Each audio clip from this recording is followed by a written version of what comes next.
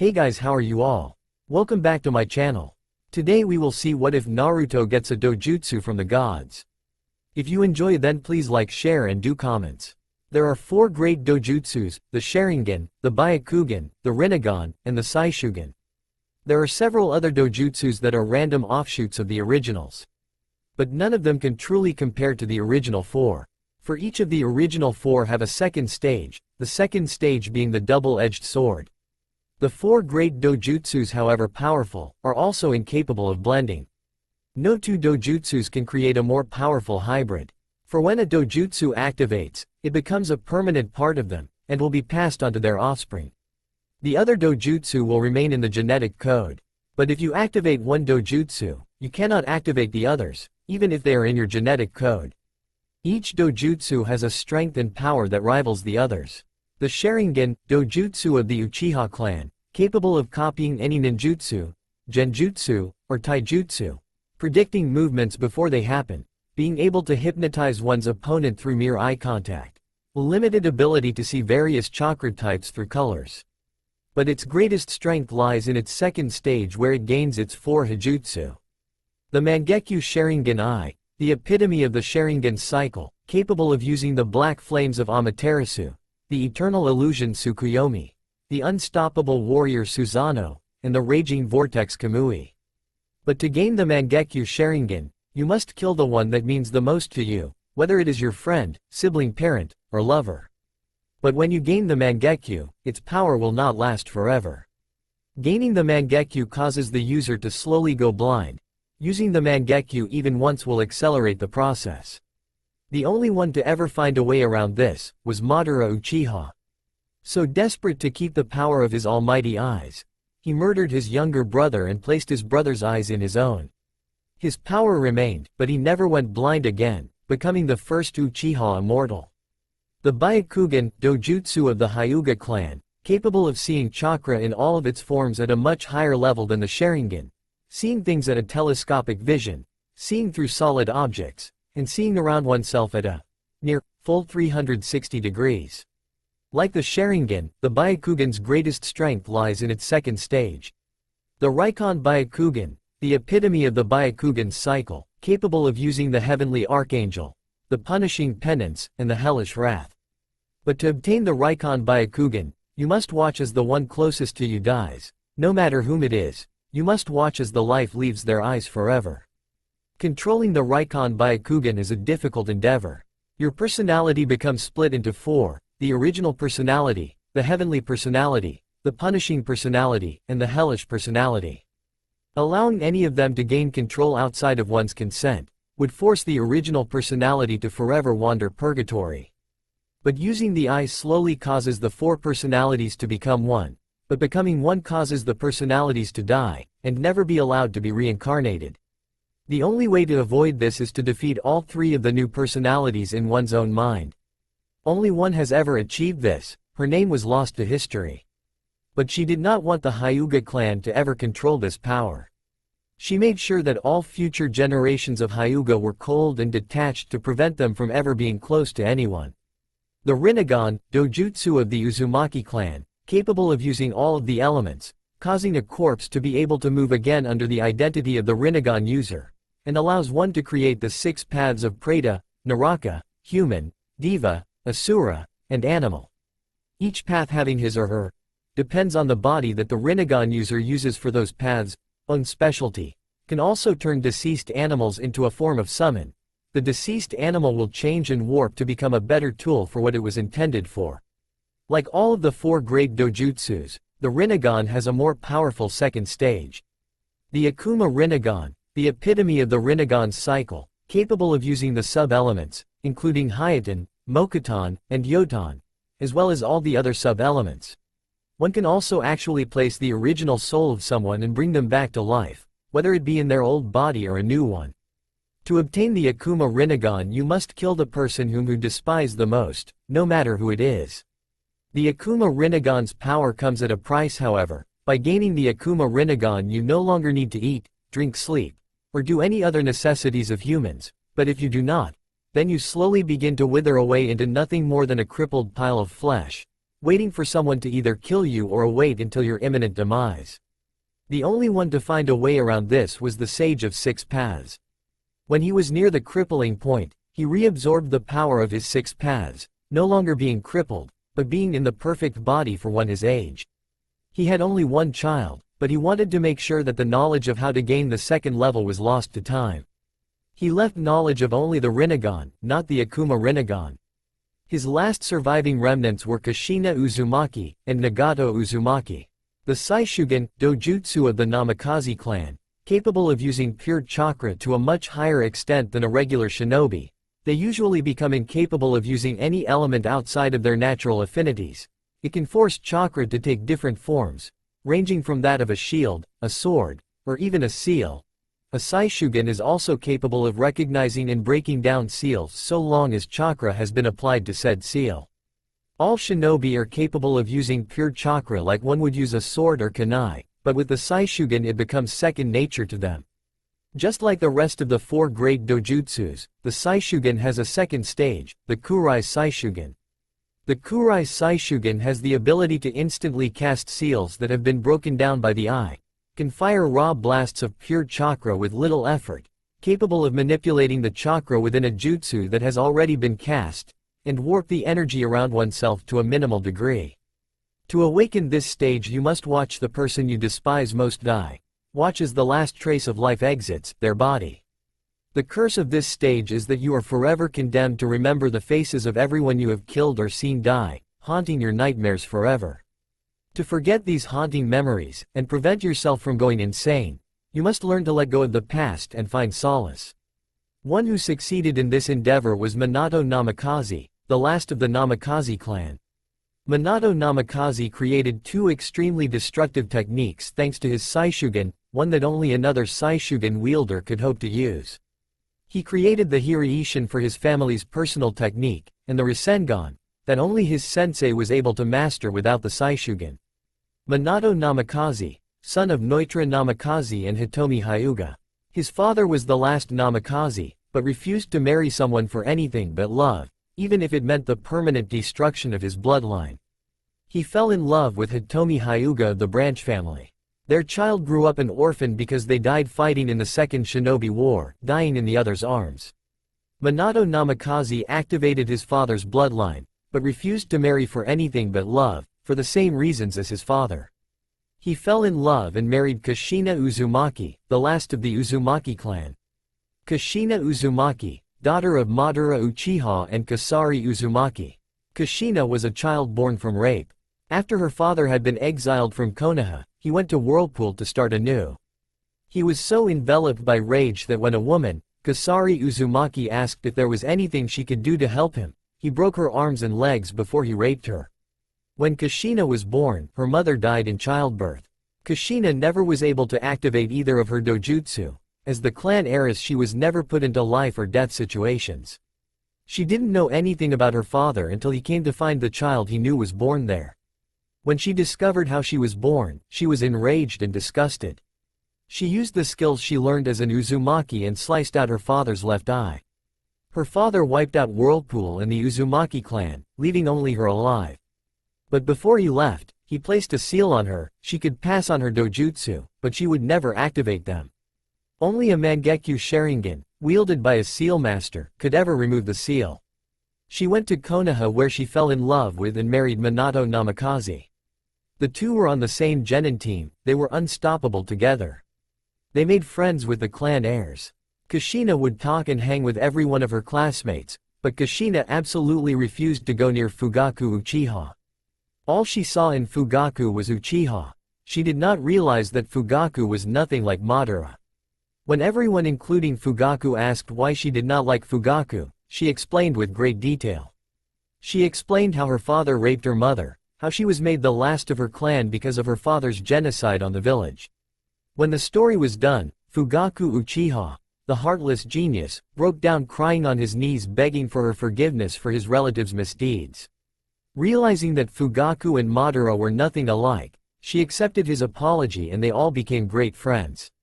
When Kushina and Minato married, not even a month later Minato was named the Yondaime, and not even 2 months afterwards, Kushina declared that they were expecting a child, as were every one of their friends. They couldn't be any happier. Clan alliances were made between all of them. They called themselves the Clan Heads 9. They all were going to have children around the same time. They sort of planned it out that way. 9 months after the declaration, only Kushina and Hiashi's wife had not yet had their children. It was on this day that the Kyuubi attacked the village, under orders from Madara Uchiha. The only way to stop the Kyuubi was to seal the demon, and the only thing that could hold the demon was a newborn child. And the only newborn that day was Naruto Uzumaki Namikaze. After the sealing, Minato died. Kushina was left in a coma, protected by the most trusted Hyugas. And Naruto became the unwilling host of the very demon his grandfather sent to destroy the village. This is where our story begins. Naruto Uzumaki had the capability to activate the Rinnegan, the Sharingan, the Byakugan, or the Saishugan, but because of Kyuubi's chakra unintentionally leaking into his system, it stunted every possible chance for Naruto to activate his bloodlines. It remained his way, no matter how many times he was in a life or death situation.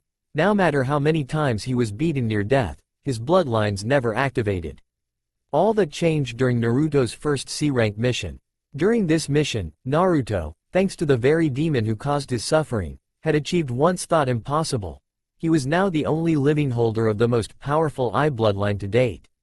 Behold Naruto, of the 4 Dojutsu. It was supposed to be a simple C-rank, bring Tazuna the bridge builder to wave. They weren't supposed to be attacked by anyone other than bandits. They weren't supposed to fight ninja, but they did. They were fist attacked by the missing nin called the Demon Brothers. Then they were attacked by Zabuza Momochi. Kakashi Sensei had defeated him, but before he could finish him off, he was taken by a female hunter nin, who was really his accomplice. They had trained the whole week to fight Zabuza. They thought they were ready, they were not even close. On the bridge, surrounded by mirrors of ice, was Naruto Uzumaki, holding the dead body of his best friend. Is this the first time you have seen a loved one die in battle? Is this the first time your heart has been wrenched out of its chest? Spoke the false hunter nin.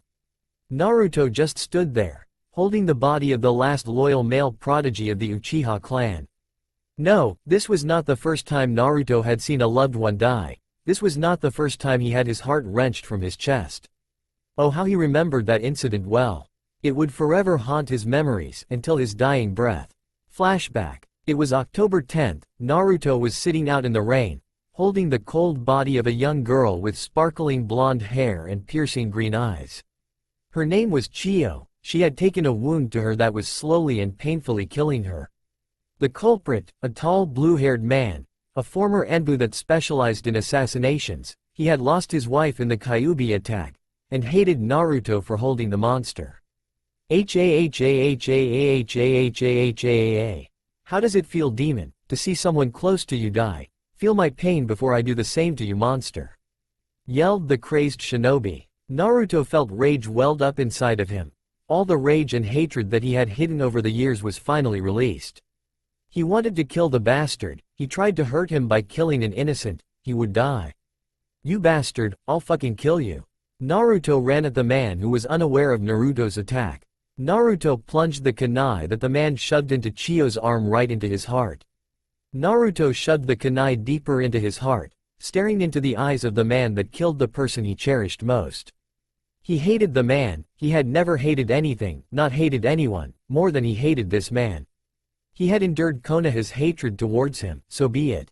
But when he hurt Naruto's only friend, he would die.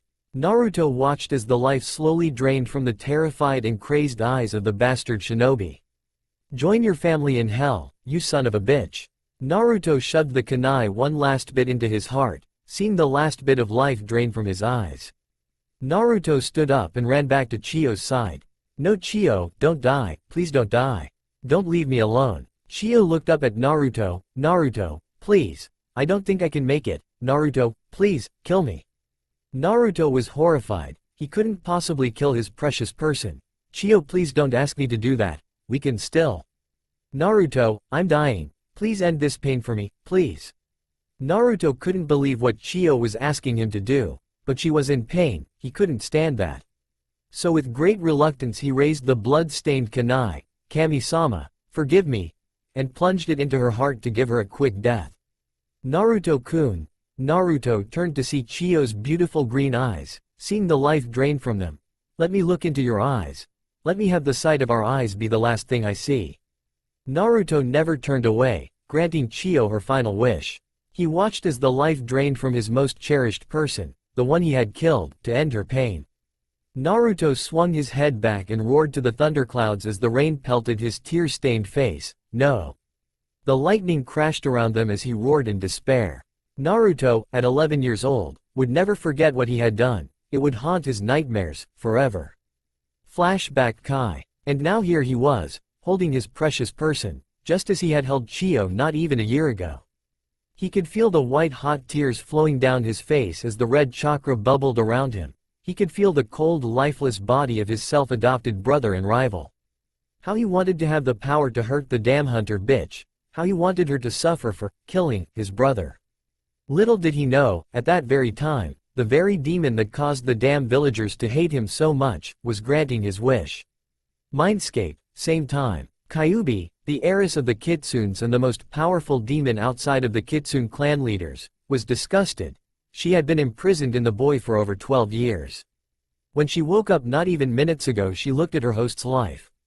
She saw every beating that he had endured because that thrice-damned Uchiha had forced her to attack a village that she held no quarrel with. They condemn a child for something he did not control, all because of me. Kyuubi sobbed to herself, loathing herself for hurting such an innocent soul. I will make it up to him, but how? Kyuubi thought perhaps she could give him a bloodline, but that would cause him to become a Hanyu. She sobbed even harder, hating herself for not being able to make it up to her. She then noticed something. She looked at his family history. She then had the biggest foxy grin on her tear-stained face. I just may have found a way to start making up my debt to you, Naruto-kun. Where the fuck did the kun come from? Deciding to leave that thought for later, she activated the bloodlines of Naruto, the 4 great Dojutsus, and gave them a way to be compatible at last. But she was not done there. She made sure that Naruto had all the power he could get from the Dojutsus, feeling that if anyone deserved their power, it was Uzumaki Naruto. She regrettably decided to make Naruto physically relive the memory of his friend's death, to activate the final stages. Naruto-kun, please forgive me for causing you this pain. I feel my debt to you will never be repaid, but I will do whatever I can to make your life better.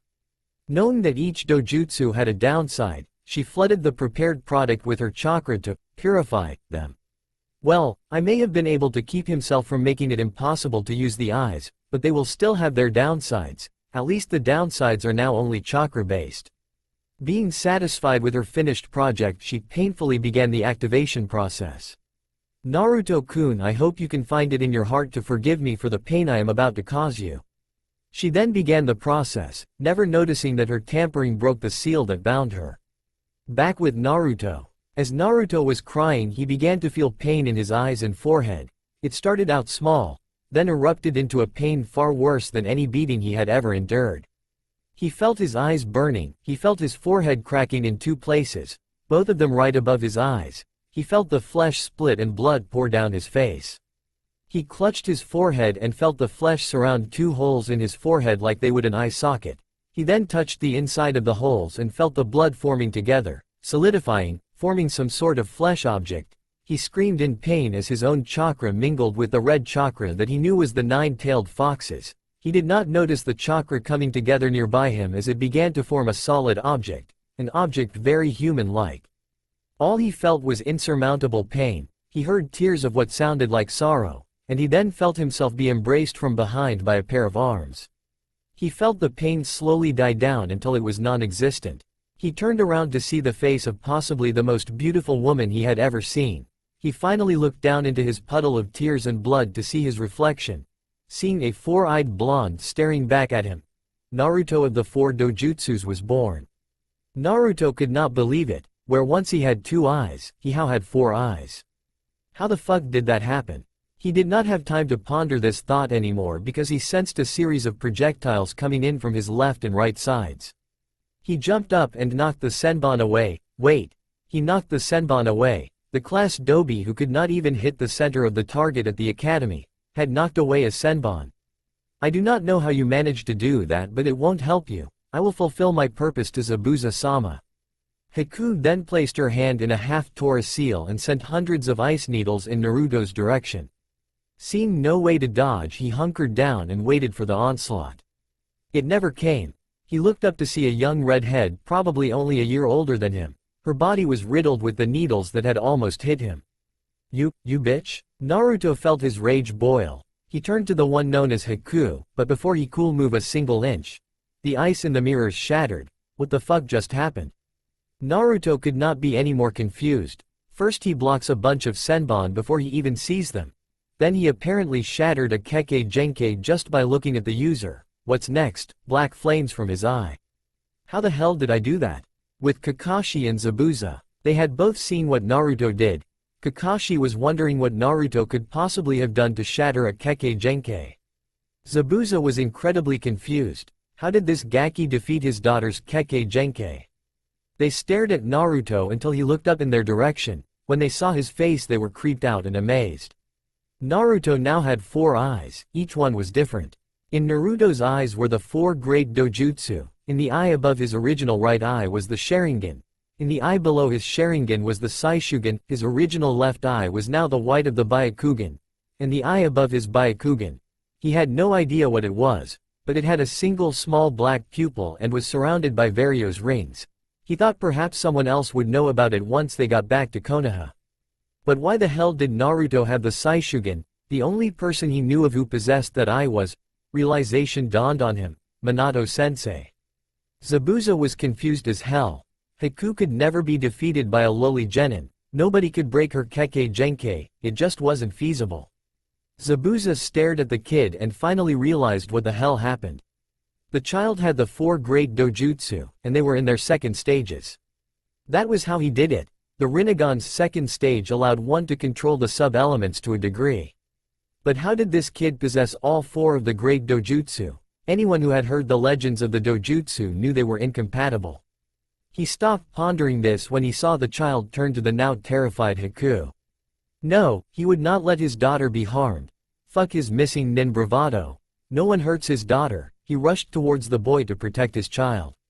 Back with Naruto. Naruto turned his head to the now terrified girl and walked towards her. When he was only a step away, he felt someone come at him. Completely on instinct, he raised his arm and charged chakra into it, stopping what appeared to be a heavily used guillotine. He turned his head to see Zabuza, but he then turned back towards Haku. The strange thing was when he looked into her eyes, he saw the truths about her. He saw that Sasuke was not dead. He released the guillotine and shoved Zabuza back by pushing the sword. He walked over to the red-haired girl and lifted up her injured form bridal style, causing her to blush a Hinata-style red. Apparently she liked him. Yes, Naruto knew that Hinata liked him, and he himself liked her back, but he was afraid of what people would do to her if she was dating the Kyuubi brat. Naruto began walking towards Kakashi-sensei when he heard clapping. He turned his head to see a short, portly-looking man standing in front of what seemed to be about 300 thugs, carrying weapons from axes to katanas. Well, it seems that the so-called demon of the mist can't even beat some 4-eyed genin freak. No matter, my thugs should be able to kill all of you. The one Naruto assumed as Gato then sent a lecherous grin towards the 3 girls on the bridge, but I think he'll keep the little girls. They would definitely prove an exotic fuck. The rest of the thugs licked their lips in anticipation to possibly rape the girls. Oh, by the way, Tazuna, you might want to hand yourself over, especially when I have this. Gato pointed behind him to see Tsunami being dragged up with her son, both in chains. Naruto was about ready to run forwards when he stopped to think. No, I need a plan. How can I get them out of there if they are surrounded by over 300 thugs? But what, if only I could take out all those thugs without hurting Tsunami or Inari? Naruto's thoughts were answered when he started to feel a stinging in his top right eye. He looked at the thugs. He saw Kakashi looking at him with a wide eye. But when he looked at the thugs, he saw what appeared to be a swirling mass pulling anything it could grip into it. The thugs started lifting off the ground before they were brought right into the vortex where they were shredded. He saw the blood pour out of the vortex. This continued until only Gato, Tsunami, and Inari were left on the bridge. What the fuck did you do to my menu? Ah. Gato had looked directly to Naruto, who was running right at him, followed by a very pissed of Kubariki-wielding Zabuza and a Chidori-charged Kakashi. Gato did not even have time to blink. He was kicked up in the air by Naruto. He did not reach the ground before Zabuza leapt up in the air, cutting him in half at the hip. The last thing Gato saw was a ball of lightning being shoved into his face. Naruto was exhausted and fell to his knees. Shit, that took a lot out of me. Hey Kakashi-sensei, can I get a little help here? Naruto did not realize just how much chakra he used using all 4 of the great Dojutsu's final stages. Kakashi was amazed. Naruto not only had the Sharingan, but the Byakugan, the Saishugan, and some other Dojutsu. But the most amazing thing was that his Sharingan had morphed into a pinwheel shape. Naruto had the Mangekyo Sharingan. Naruto's was slightly different yet similar to Itachi Uchiha's. Naruto's Mangekyo was shaped like a 3-point curved shuriken. It seemed to have a smaller petal arrangement inside each groove separating the points. Kakashi knew that the Mangekyo Sharingan was extremely powerful, but he wondered who of Naruto's parents had it. Kakashi decided to leave that thought for later. He went to help up Naruto when he was pushed aside and saw Naruto be embraced by Tsunami and Inari, both sobbing. "Thank you, Naruto-kun, thank you. If you hadn't killed those monsters, we would have been tortured and sold as slaves. I would have been separated from my only child to be used as a sex slave." Tsunami burst into tears while burying her face into Naruto's comforting embrace. 3 hours later at Tazuna's. Team 7, Tazuna, Tsunami, and Inari had arrived at the house with Zabuza, Haku, and the now identified to Kakashi, Kyuubi. They had to carry Naruto because he had overexerted his chakra, much to Sasuke and Sakura's ire and to the joy of Kyuubi. They had just laid Naruto's exhausted form on the couch before the questions started. "Alright Kakashi-sensei, why the hell does Naruto have 4 eyes? Why are the missing nin that tried to kill us here, and who the fuck are you?" Sasuke was confused as ever seeing the Kyuubi. He was glad he activated his Sharingan, and was amazed that he held his own against the hunter nin. Kakashi did not know how to explain this without breaking any S-class laws. What could he say? Naruto has all 4 of the great Dojutsus because he had the Kyuubi sealed inside of his body. Oh yeah, that wouldn't be breaking any laws. Just as he was about to speak, Kyuubi decided to talk. "Kakashi-san, I will explain, you can't reveal some of the information that they need." Sasuke and Sakura were confused. What couldn't Kakashi reveal? "Now to begin, I will tell you who I am. I am the Kyuubi no Kitsune." Everyone but Kakashi was surprised at this. Here, standing in front of them was the very demon that had destroyed their village. But she seemed so gentle and kind. "I am sorry for what I did over 12 years ago. I was not myself. An Uchiha by the name of Madara. He used the power of the eternal Mangekyo to gain temporary control of me and forced me to attack the village. I was imprisoned inside Naruto by your Yondaime. I never wanted to attack the village. I woke up after 12 years and viewed my host's life. How can humans treat their young so horribly? He was beaten to death on his 5th birthday. How can they be so cruel?" Kyuubi was sobbing with her face in her hands. Tsunami was trying her best to comfort her. Sasuke and Sakura were appalled. If Naruto was treated that badly, then why weren't there any scars?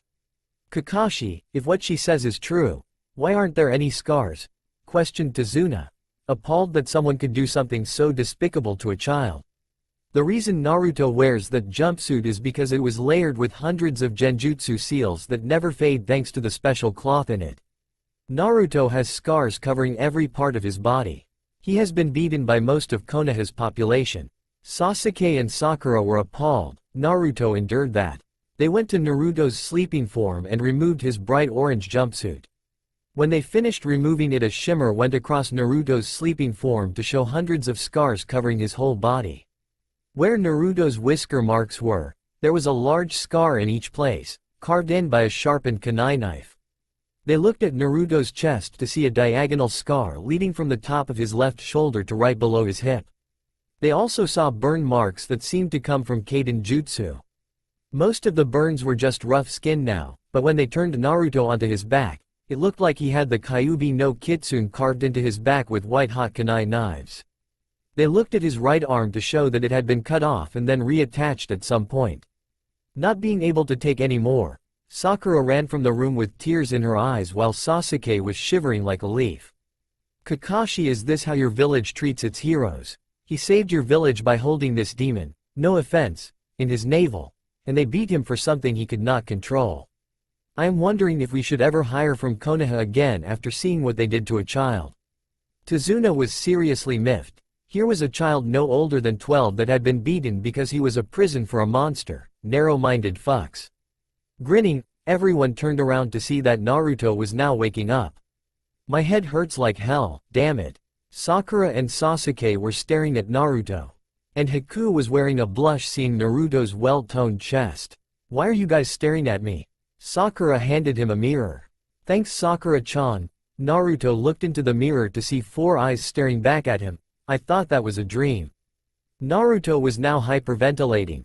Tsunami ran across the room and started rubbing her hand on his back trying to calm him down. What the fuck happened to me? Naruto was saying his words in between breaths.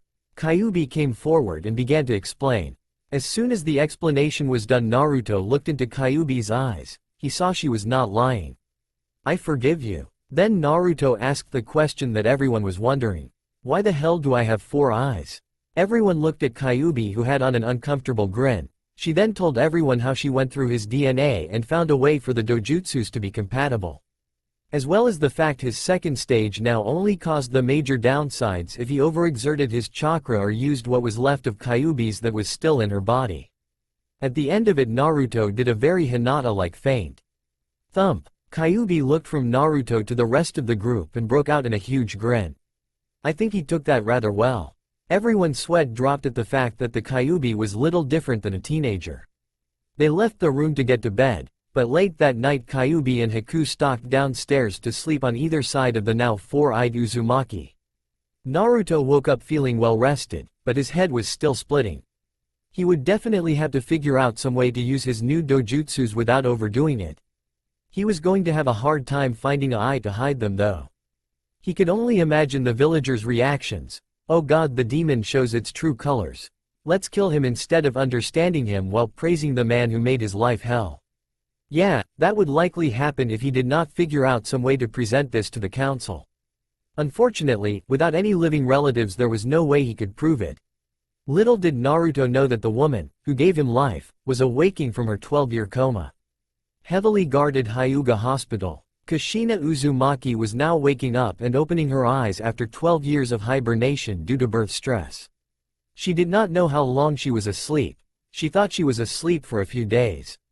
I wonder where Minato Koi is. I can't believe I have been asleep for the past few days. She had thoughts of hugging her husband, hugging her child. Oh my god, Naruto. WHO has been breastfeeding him. I have to find. Her yelling was cut off when the door to her room opened with a shaky-looking man around his 40s, and he greatly resembled Hiyashi. Hi, I just need to get out of here. Do you know where my son is? He was born a few days ago and I was wondering if, could you please stop staring at me, it's kind, Kushina. The old man jumped at her and enveloped her in a bone-crushing hug. Whoa there old-timer, I don't swing that way. Kushina was confused. This old guy knew her and seemed relieved to see her. Who the hell are you? Are you an older relative of Hiyashi Baka? The old man seemed to gain a twitch in his forehead. Kushina, it's me, I'm Hiyashi. Kushina could not believe it. Here was her old academy buddy Hiyashi, in his 40s. The last she remembered he was only 29 years old. She slowly calmed down and asked the question that was now eating away at her. Hiyashi, how long have I been in a coma? Sigh. Hiyashi knew that Kushina would not take this well. Kushina, you have been in a coma for near 12 years. Kushina could not believe it. She could not believe it. She had been in a coma for almost 12 years. She had missed breastfeeding her son. She had missed his first birthday. She may have even missed him graduating from the academy if he decided to join. Only one word escaped her lips, Naruto. Back with Naruto. Achoo! Naruto sneezed, completely waking him up. Someone must be talking about me. The thought of the villagers popped into his head. He seemed to suffer their ire even when he was out of the village. His thoughts of the villagers stopped when he felt the urge to use the toilet. Knowing that holding it would make it worse, he decided to get up, when suddenly realizing that he couldn't move. He panicked thinking that he was going to be tortured and some way tried to wiggle free to turn his head to the left and see the Kyuubi. So he wasn't dreaming last night. He tried to move the other direction and looked to see Haku. Now Naruto was really confused. He had no idea what to do in this situation. He had two extremely beautiful girls snuggling under his blanket right up to his chest. He tried to move his hand when he brushed up against something, causing Haku to moan in her sleep. Shocked by the clearly pleasurable moan that Haku made, he looked under the low covers to find that while Haku wore a very thin silky nightgown, Kyuubi was wearing absolutely nothing. He now saw how beautifully fair Haku-chan's skin was. It looked to be as pure as the fairest snow. There was not a single flaw in any part of her soft skin. Kyuubi-chan's skin was also fairly beautiful. It had a slight tan to her skin tone. It looked like a beautiful burnt tan. It had a slightly rougher texture, but it felt so soft to the touch. Naruto was now subconsciously rubbing both of their skin, waking them up. Haku and Kyuubi woke up to find Naruto stroking their skin. This knowledge caused them to blush before sending each other a mischievous grin. So Naruto thinks we feel nice, why don't we return the favor? Was the thought that both could see in the other's eyes. Naruto was unaware of what he was doing until he felt a hot breath on his ear coming from Haku. It sent such a pleasurable chill up his spine. Naruto-kun, does my soft supple flesh feel good to you? The clearly sensual question was made even more sensual by Haku grinding her hips into Naruto's thigh, eliciting an even louder moan from her. What about me, Naruto-kun? Doesn't my flesh? Kyuubi grabbed his hand that was rubbing her back and guided it to. Does my flesh please you? She guided it to her sternum right in between her impressive C-cups. She pushed his hand into both of her breasts, causing her to release a moan filled with ecstasy. Don't we please you? Both girls asked with a very sensual lust-filled look in their eyes. Naruto could not take it. He was used to getting beat up on his birthdays, he was used to eating poisoned food, he was even used to being stabbed near to death. This is not something he was used to. Two extremely hot girls were currently using his body as a pleasure toy. Running out of options, he did the first thing that came to mind.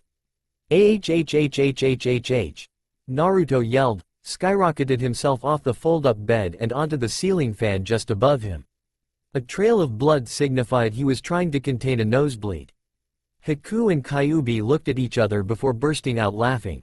It's true that they were attracted to the four-eyed blonde, but they did not expect their flirting to do that. They continued laughing until the wall separating the living room and the kitchen was busted down, showing a Kubariki-wielding Zabuza wearing bunny slippers, a Sharingan-wielding Kakashi, and Sasuke with both of his eyes activated while wearing a shirt that said, "I love tomatoes." The sight that they came across could not be any more disturbing. Haku and Kyuubi were either naked or were wearing skimpy clothing. They were wrapped up in a blanket that looked like it had been recently thrown off, and Naruto was hanging from the ceiling, muttering about overly sensual girls, and how he was not an arrow chicken. Zabuza was looking at his daughter and back at the twitching Naruto that had just been taken off the ceiling by a very proud-looking Kakashi. Haku, I think it's about time we had. Zabuza was dreading this. Why couldn't her mother do this? Oh, that's right, she was in Konoha waiting for them. The talk with Kakashi. Kakashi could not be any more proud of his student. He had gotten to sleep, not that kind of sleep, you pervs. With two absolutely stunning ladies. Well, technically one was an all-powerful demoness. But both girls seemed to have an attraction towards him. And with his new bloodlines, he could fall under the Clan Restoration Act, meaning multiple wives. Kushina-sama would so kill me for the way I am going to corrupt my student. He knew that Kushina would kick his ass for corrupting any children. With Kushina had just stopped bawling when she felt a strange sensation run up her spine. Overprotective mother senses, tingling. At the mention of the word mother, she went back to bawling while Hiyashi and his wife tried to calm her down. Natara was a beautiful woman. She was a refugee from the Hidden Rain village. Her eyes were a beautiful mauve and her hair was a stunning violet. If Hinata did not have short hair and the Byakugan, the two of them could practically be twins. Albeit one was taller than the other and was extremely possessive of her husband. Being possessive of what they claim as theirs is a problem that most women in Natara's family have. Hinata seemed to have carried that trait in regards to Naruto.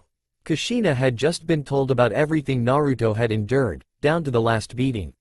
She could not believe that her son lived through all that. Why didn't you take him in, Hiyashi? Why did no one take him in? Kushina was angry. The alliance between their clans stated that when one of their own was in trouble, the other would come to assist. Why did none of her friends take Naruto in? Kushina, we tried everything we could to adopt Naruto. But the civilian council and the elders managed to block us at every turn. We managed to hold enough power to keep Naruto from getting executed. But that was as far as we could go. Kushina was now quivering in rage. The council tried to have my son executed? The venom in her voice terrified the room's occupants. Those fuckers are dead? Do you hear me? Dia aadd. Kushina ran straight for the clothes that had been sitting on her bedside and pressed a seal her husband had placed on it and pulled out her special friend. She was now holding the same blade she had used to slaughter 117 Iwa and Kumo shinobi that were invading Konoha. This very same blade is what got her the nickname, the Red Death, and now she was going to use it on the fuckers who tried to murder her child. She started walking right towards the door before she was grabbed by her arms by Natara and Hiyashi. Let go of me, I'm going to kill those bastards. Kushina was struggling from being in a coma for the past 12 years. No, Kushina, you can't go out here and kill. Fuck you, Hiashi. I can't believe you would allow these monsters to go on living after what they have done. Have you never wanted to hell my son? I have wanted to kill the fuckers who dare call themselves human beings for so long. The Hyuga elders and I, the branch house even, were ready to go out and kill half the village for what they did to Naruto, but before we could even leave the compound, Naruto found out about our plan. He begged Kushina, he begged us to not hurt the villagers. He begged on his hands and knees to forgive them. We wanted so badly to go out and kill every person who harmed him, Kushina, but we saw that doing that would only hurt him more than he already was. Kushina stopped struggling, she turned to face Hiyashi. How? Kushina was confused. How could he stand them after what they have done? Kushina. This time it was Natara who spoke. For some reason or another he sees the village as precious to him. He often talks about how great his family must be, but he sometimes wonders if they abandoned him.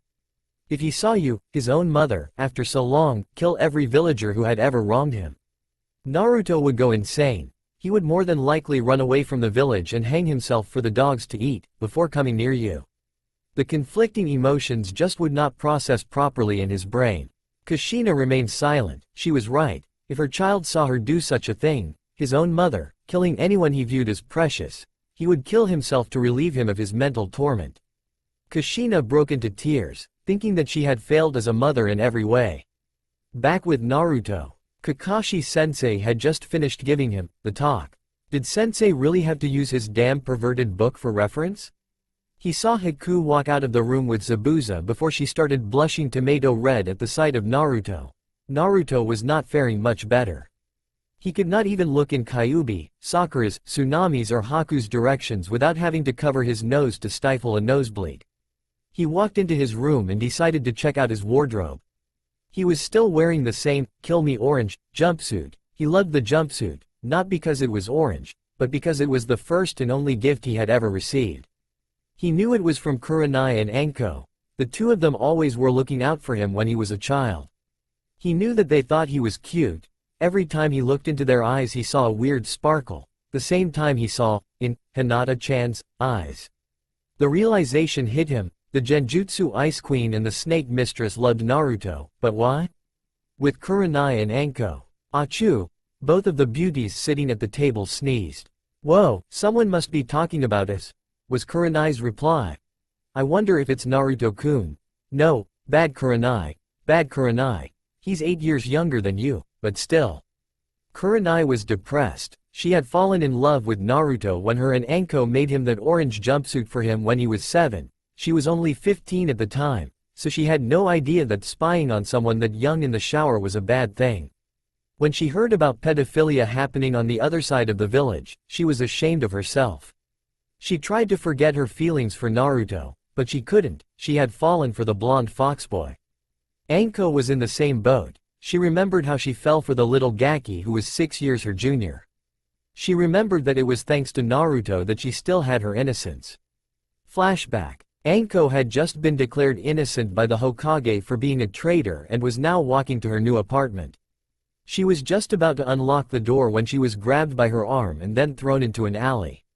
She looked up to see the faces of the council members who were adamant in her execution. They were wearing very lecherous grins. So the snake whore thought she could walk home alone without being assaulted. You may be allowed to live by Hokage's word, but we are still going to punish you.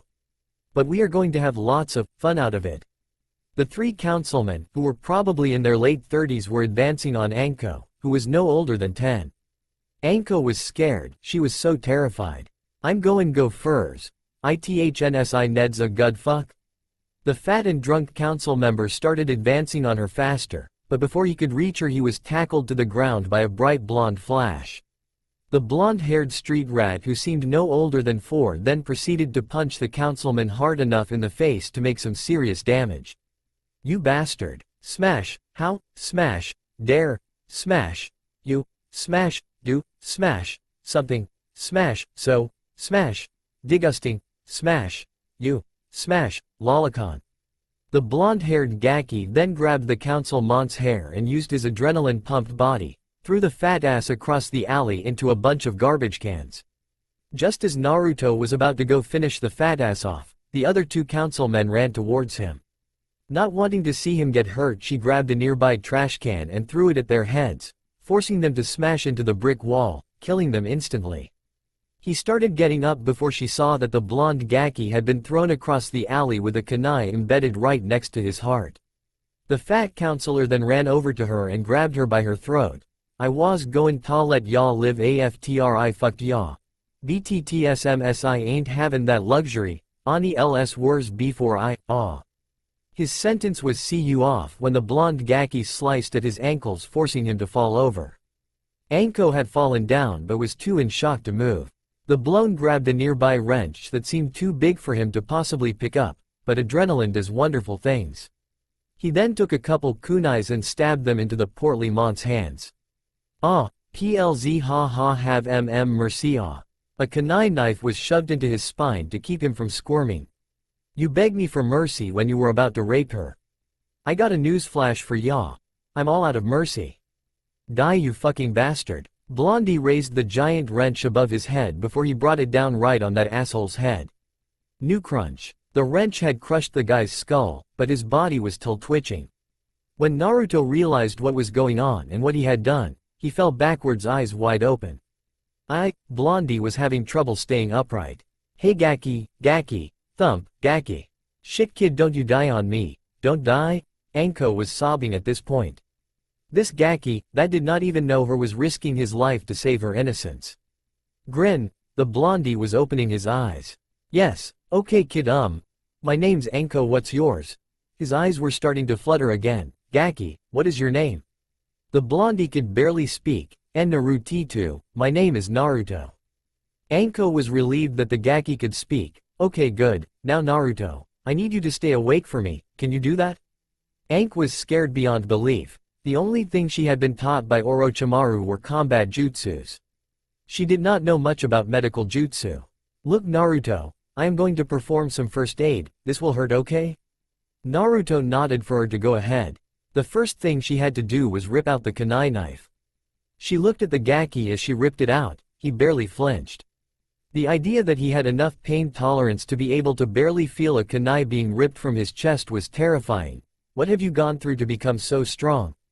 She had no more time to ponder this, she had to dress the wound now. She spent the next 5 minutes making quick stitches in the skin to slow the bleeding while applying pressure. Not even a minute after finishing the stitching, a young Iruka found the alley and saw the 3 bodies, Anko covered in blood, and the demon brat. Noticing the sneer that Iruka was sending at the boy, she instinctually hugged him close to her chest. The demon brat has killed people, hand him over so we can end this monster once and for all. No, he saved me, he's a fucking demon girl, he killed my parents, he has to die before, / Iruka's sentence was cut off when Anko lashed him across the bridge of his nose with the same kunai knife that was in Naruto's chest. Not another word. This was not the usual Anko. The usual Anko was scared and submissive. This was cold and ruthless, a true shinobi, brought out by her desire to protect the one who saved her innocence and life. Before she could make another move to hurt the scarred genin, two Anbu showed up and began to advance on her. Not trusting anyone tonight, she brought Naruto closer to her chest while holding a kunai at the ready just in case. "Ms. Mitarashi, we need to take him to the hospital." The silver-haired Anbu member tried to pry Naruto from her grip, but she refused to let go. "Please Anko, we need to." "No, I am going with him. I am not letting him get hurt." The two Anbu looked at each other before nodding.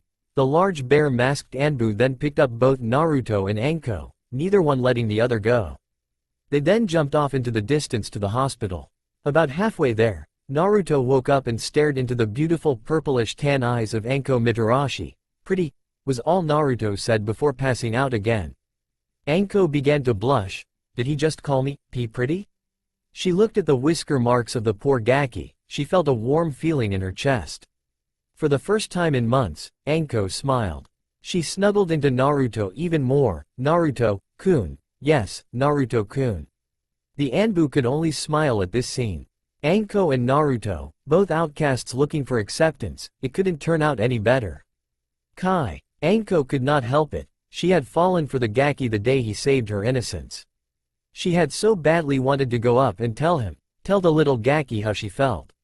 She knew Kurenai liked the kid as well, and she was curious as to why that was. "Kurenai," said Genjutsu Mistress turned her head, "why do you like Naruto?" Kurenai blushed at this and looked away from her longtime friend. "Come on Kurenai, you know why I like the Gaki, but I never found out why you liked him." The two of them had been friends for years. Kurenai at one time did not care either way about the boy, until she saw the scars that riddled his body. She began stalking the boy whenever he was home. She remembers the time that she and Anko had made the orange jumpsuit he wears so much.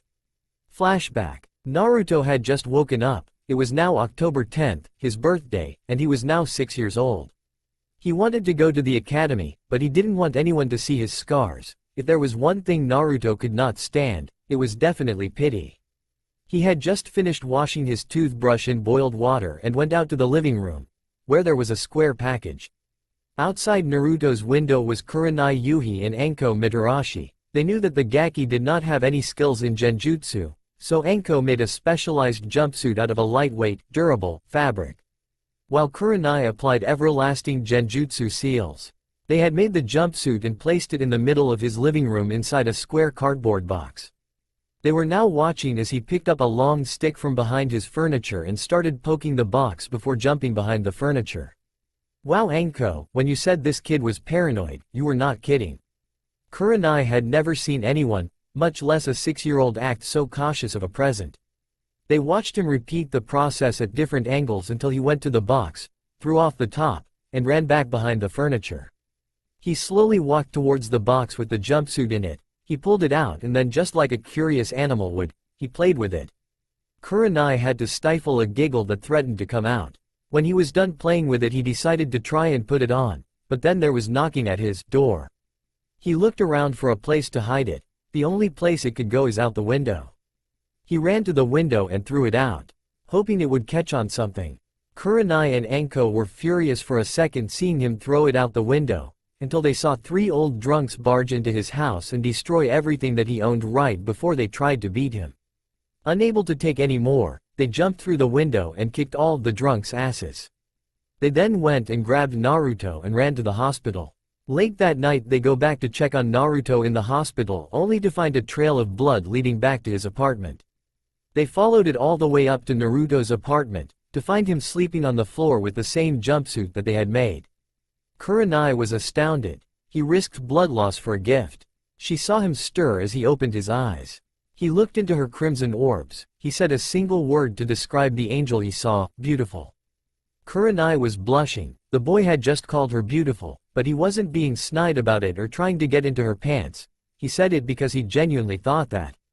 Kai. They had both fallen hard for the Gaki, but they knew they could not share him. Unless he somehow came back from a mission with a Kekkei Genkei, he was going to be allowed only one wife. How lucky they were that that was the current case. Naruto was starting to get really confused. All evidence points that Kurenai Yuhi, the Ice Queen of Konoha, and Anko Mitarashi, the Snake Mistress, had the hots for him. Oh boy, if his assumptions were true, Then he was going to have a heyday with Kakashi. He wondered how they would take his new look. He certainly hoped they did not hate him for the extra eyes. Naruto wondered if this new eye form would be passed on to his children, considering he ever had any. Little did he know that someone was determining that back in Konoha right this minute. Hokage's office. The Sandaime was currently battling the second greatest enemy to mankind, a creature far worse than any experiment created by the traitorous Snake Sanin, paperwork. He cursed whatever god. He was currently reading through the report that Team 7 had just sent via Messenger Eagle. Sigh. The Sandaime was wondering how the council was going to take this. Yes, the council was the greatest enemy to mankind, corrupted dumbasses.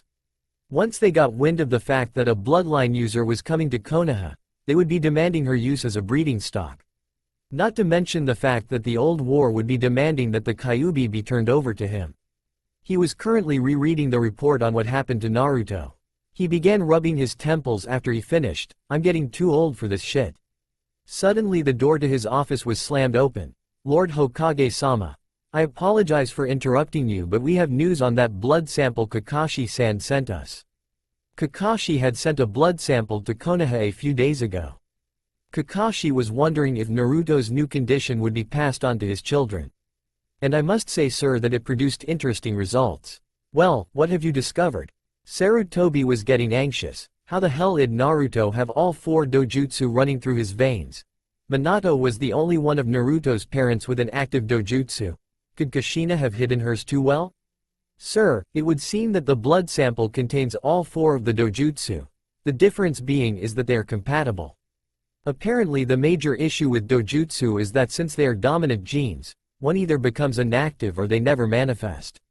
This is due to the fact that the human eye can only contain the chakra network for a single dojutsu. But the DNA sample shows that the DNA was altered in that the body managed to gain 2 extra eyes, and then placed a single dojutsu in each eye. And judging from the sample, this would be passed on as a fully dominant trait, all 4 dojutsu, with all the strengths of the originals. We now have the most powerful dojutsu bloodline to be created from experimenting with dojutsu. Sarutobi was sitting there with his mouth wide open, the most powerful dojutsu bloodline thus far. Amazing. Experiments with the Byakugan over 80 years ago in Mist created dojutsu that basically blinded the Byakugan. Amazing that Naruto no could become the most powerful dojutsu shinobi. But that's not all, sir. It appears that Naruto has all the benefits of the dojutsu's second forms. But the drawbacks are far less than what their predecessors were. Sarutobi could barely keep himself conscious. Naruto could use the Mangekyo Sharingan without going blind. But what about the other dojutsu? What were their second forms? At this point, one more bit of shocking information and he would lose consciousness. Suddenly the door flew open revealing Natara, wife of Hiashi Hyuga. Lord Hokage. Kushina woke up. Thump. Natara looked at the Sandaime's desk to see him lying on the floor. What did I say? Back with Naruto. He was currently walking around town to see if he could not find a store that did custom clothes. He was having a difficult time not feeling uncomfortable because of all the stares being directed at him, stares of admiration. This was new. Usually people were staring at him with hate-filled eyes. Finally he found a shop that made clothes and gear. He walked inside to see various cloths. Anything you could find from silk, to leather, to cotton. He was now looking at a high-density fiber when someone tapped him on the shoulder. He spun around to see a man by the age of about 30 looking at him. What can I help y'all with, Sonny? We make custom clothes here, so if y'all can just tell me what you want and how much I can set something up for y'all. The man had an aura around him that Naruto calmed down around. Aura. Shit, Naruto had to ask Kyuubi-chan about, Chan? Yeah, I was wondering if I could get this made. Naruto pulled out a sketch pad that had a drawing of a few sets of clothes. I would like 3 pairs of each. The materials I would like them made out of are on the page behind it. I would like the sketch pad back when you're done. How much will it cost? Naruto had been trying to get those designs made for a long time, but no store in Konoha would even let him in the front door. He had the money, it was finding someone who would help that was hard. For the hero of Wave, I'll make M free. You saved our country and helped rid us of that monster Gato. Wave will forever be in your debt. The man gave a low bow as if Naruto were his master. Naruto could not believe it. He was the hero of Wave? He wondered if that was the reason all those girls were staring at him. Well shit. Sir, are you sure? Wave is still recovering from Gato's regime. Do you really want to do all this for free? Yes, I lost many a friend to that fuck Gato. You avenged their deaths for me, for that I am grateful. Giving you free clothes is the least I can do for you. As soon as Naruto handed him the designs, the man ran to the back to begin making them. Naruto then began walking through town until he found an old weapons shop. He decided that kunai knives weren't exactly the best weapon for other ranges of combat besides throwing. He went inside to find one of the most amazing assortments of weapons he had ever seen. He could only imagine what that girl who runs the weapon shop that he usually buys fro would do if she saw this place. On one shelf there were beautifully designed axes that could probably cut someone in half. On another shelf were staffs that could probably break someone's bones. He kept on looking around until he stopped at a door. Something seemed to call to him. He walked inside the door and found a completely new arrangement. Here were beautifully ornamented weapons that echoed a call of power. But only one weapon caught his eye. It was a beautiful curved sword, the handle curved towards the front. The pommel only covered one side, but the blade looked as if it was made of water. Yet the blade had a solid form. The blue that was the blade had odd ornamental designs all over it. Think water sword from Prince of Persia warrior within. He reached for it, it was calling to him. Just as he was ready to pick up the blade. No, don't touch it. But it was too late. Naruto had grabbed his sword, nothing happened, but the sword felt right in his hands. The man was shocked. No one had ever been able to pick up that sword. Every other person had their arms sliced to bits by a whirlpool created by the blade. Sir, what is your name? If this child was who he thought he was, then the blade in fact was his. My name is Naruto Uzumaki. The man gasped, and Uzumaki yet lived. He had spent years in this country, waiting, hoping that an Uzumaki was still alive. Why do you ask, sir? My name is Toshiro Kusagana. My family originated in Whirlpool. We were the greatest weapon makers in all of the lands. The sword you hold was the product of my clan and yours. Our arts in sword making, and the Uzumaki ability to use the elements. Only a member of the Uzumaki clan can use it though. My clan can hold the weapon, but the weapon is impossible for our clan to use. After Whirlpool's destruction, a few members of my clan left to Konoha. The last Uzumaki also went to Konoha. We were all so young, and we saw our whole village slaughtered by a monster. What destroyed your village, if I may ask? Naruto wanted to know what thing had the power to destroy the village that his family came from. He turned around to face the man. Well, it was Whaaa. The man jumped back and taunted at Naruto. That EI. He was taunting to Naruto's Sharingan. Naruto was trying to deactivate it, but he had no knowledge of what Kyuubi did to give him the Dojutsu in the first place. What, my Sharingan? Why are you so scared of it? Because the one who destroyed our village, the one who raped the Uzumaki clan head, the one who killed all the Uzumakis leaving only his daughter alive, was Madara Uchiha. And if my assumptions are correct considering you wear a Konoha headband on your arm, your grandfather. Naruto was shocked. Was he really related to that man? No, Madara Uchiha was a monster given human flesh. Was he really the son of one born from rape?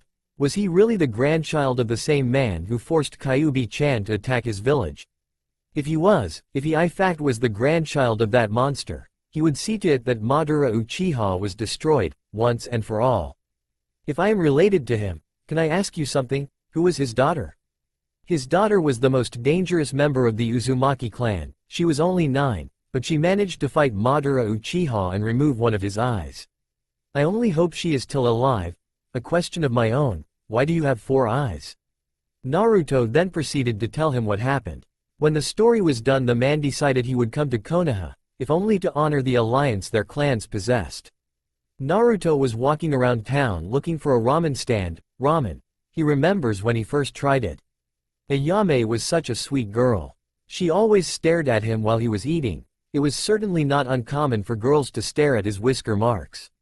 He wondered what she was thinking right now.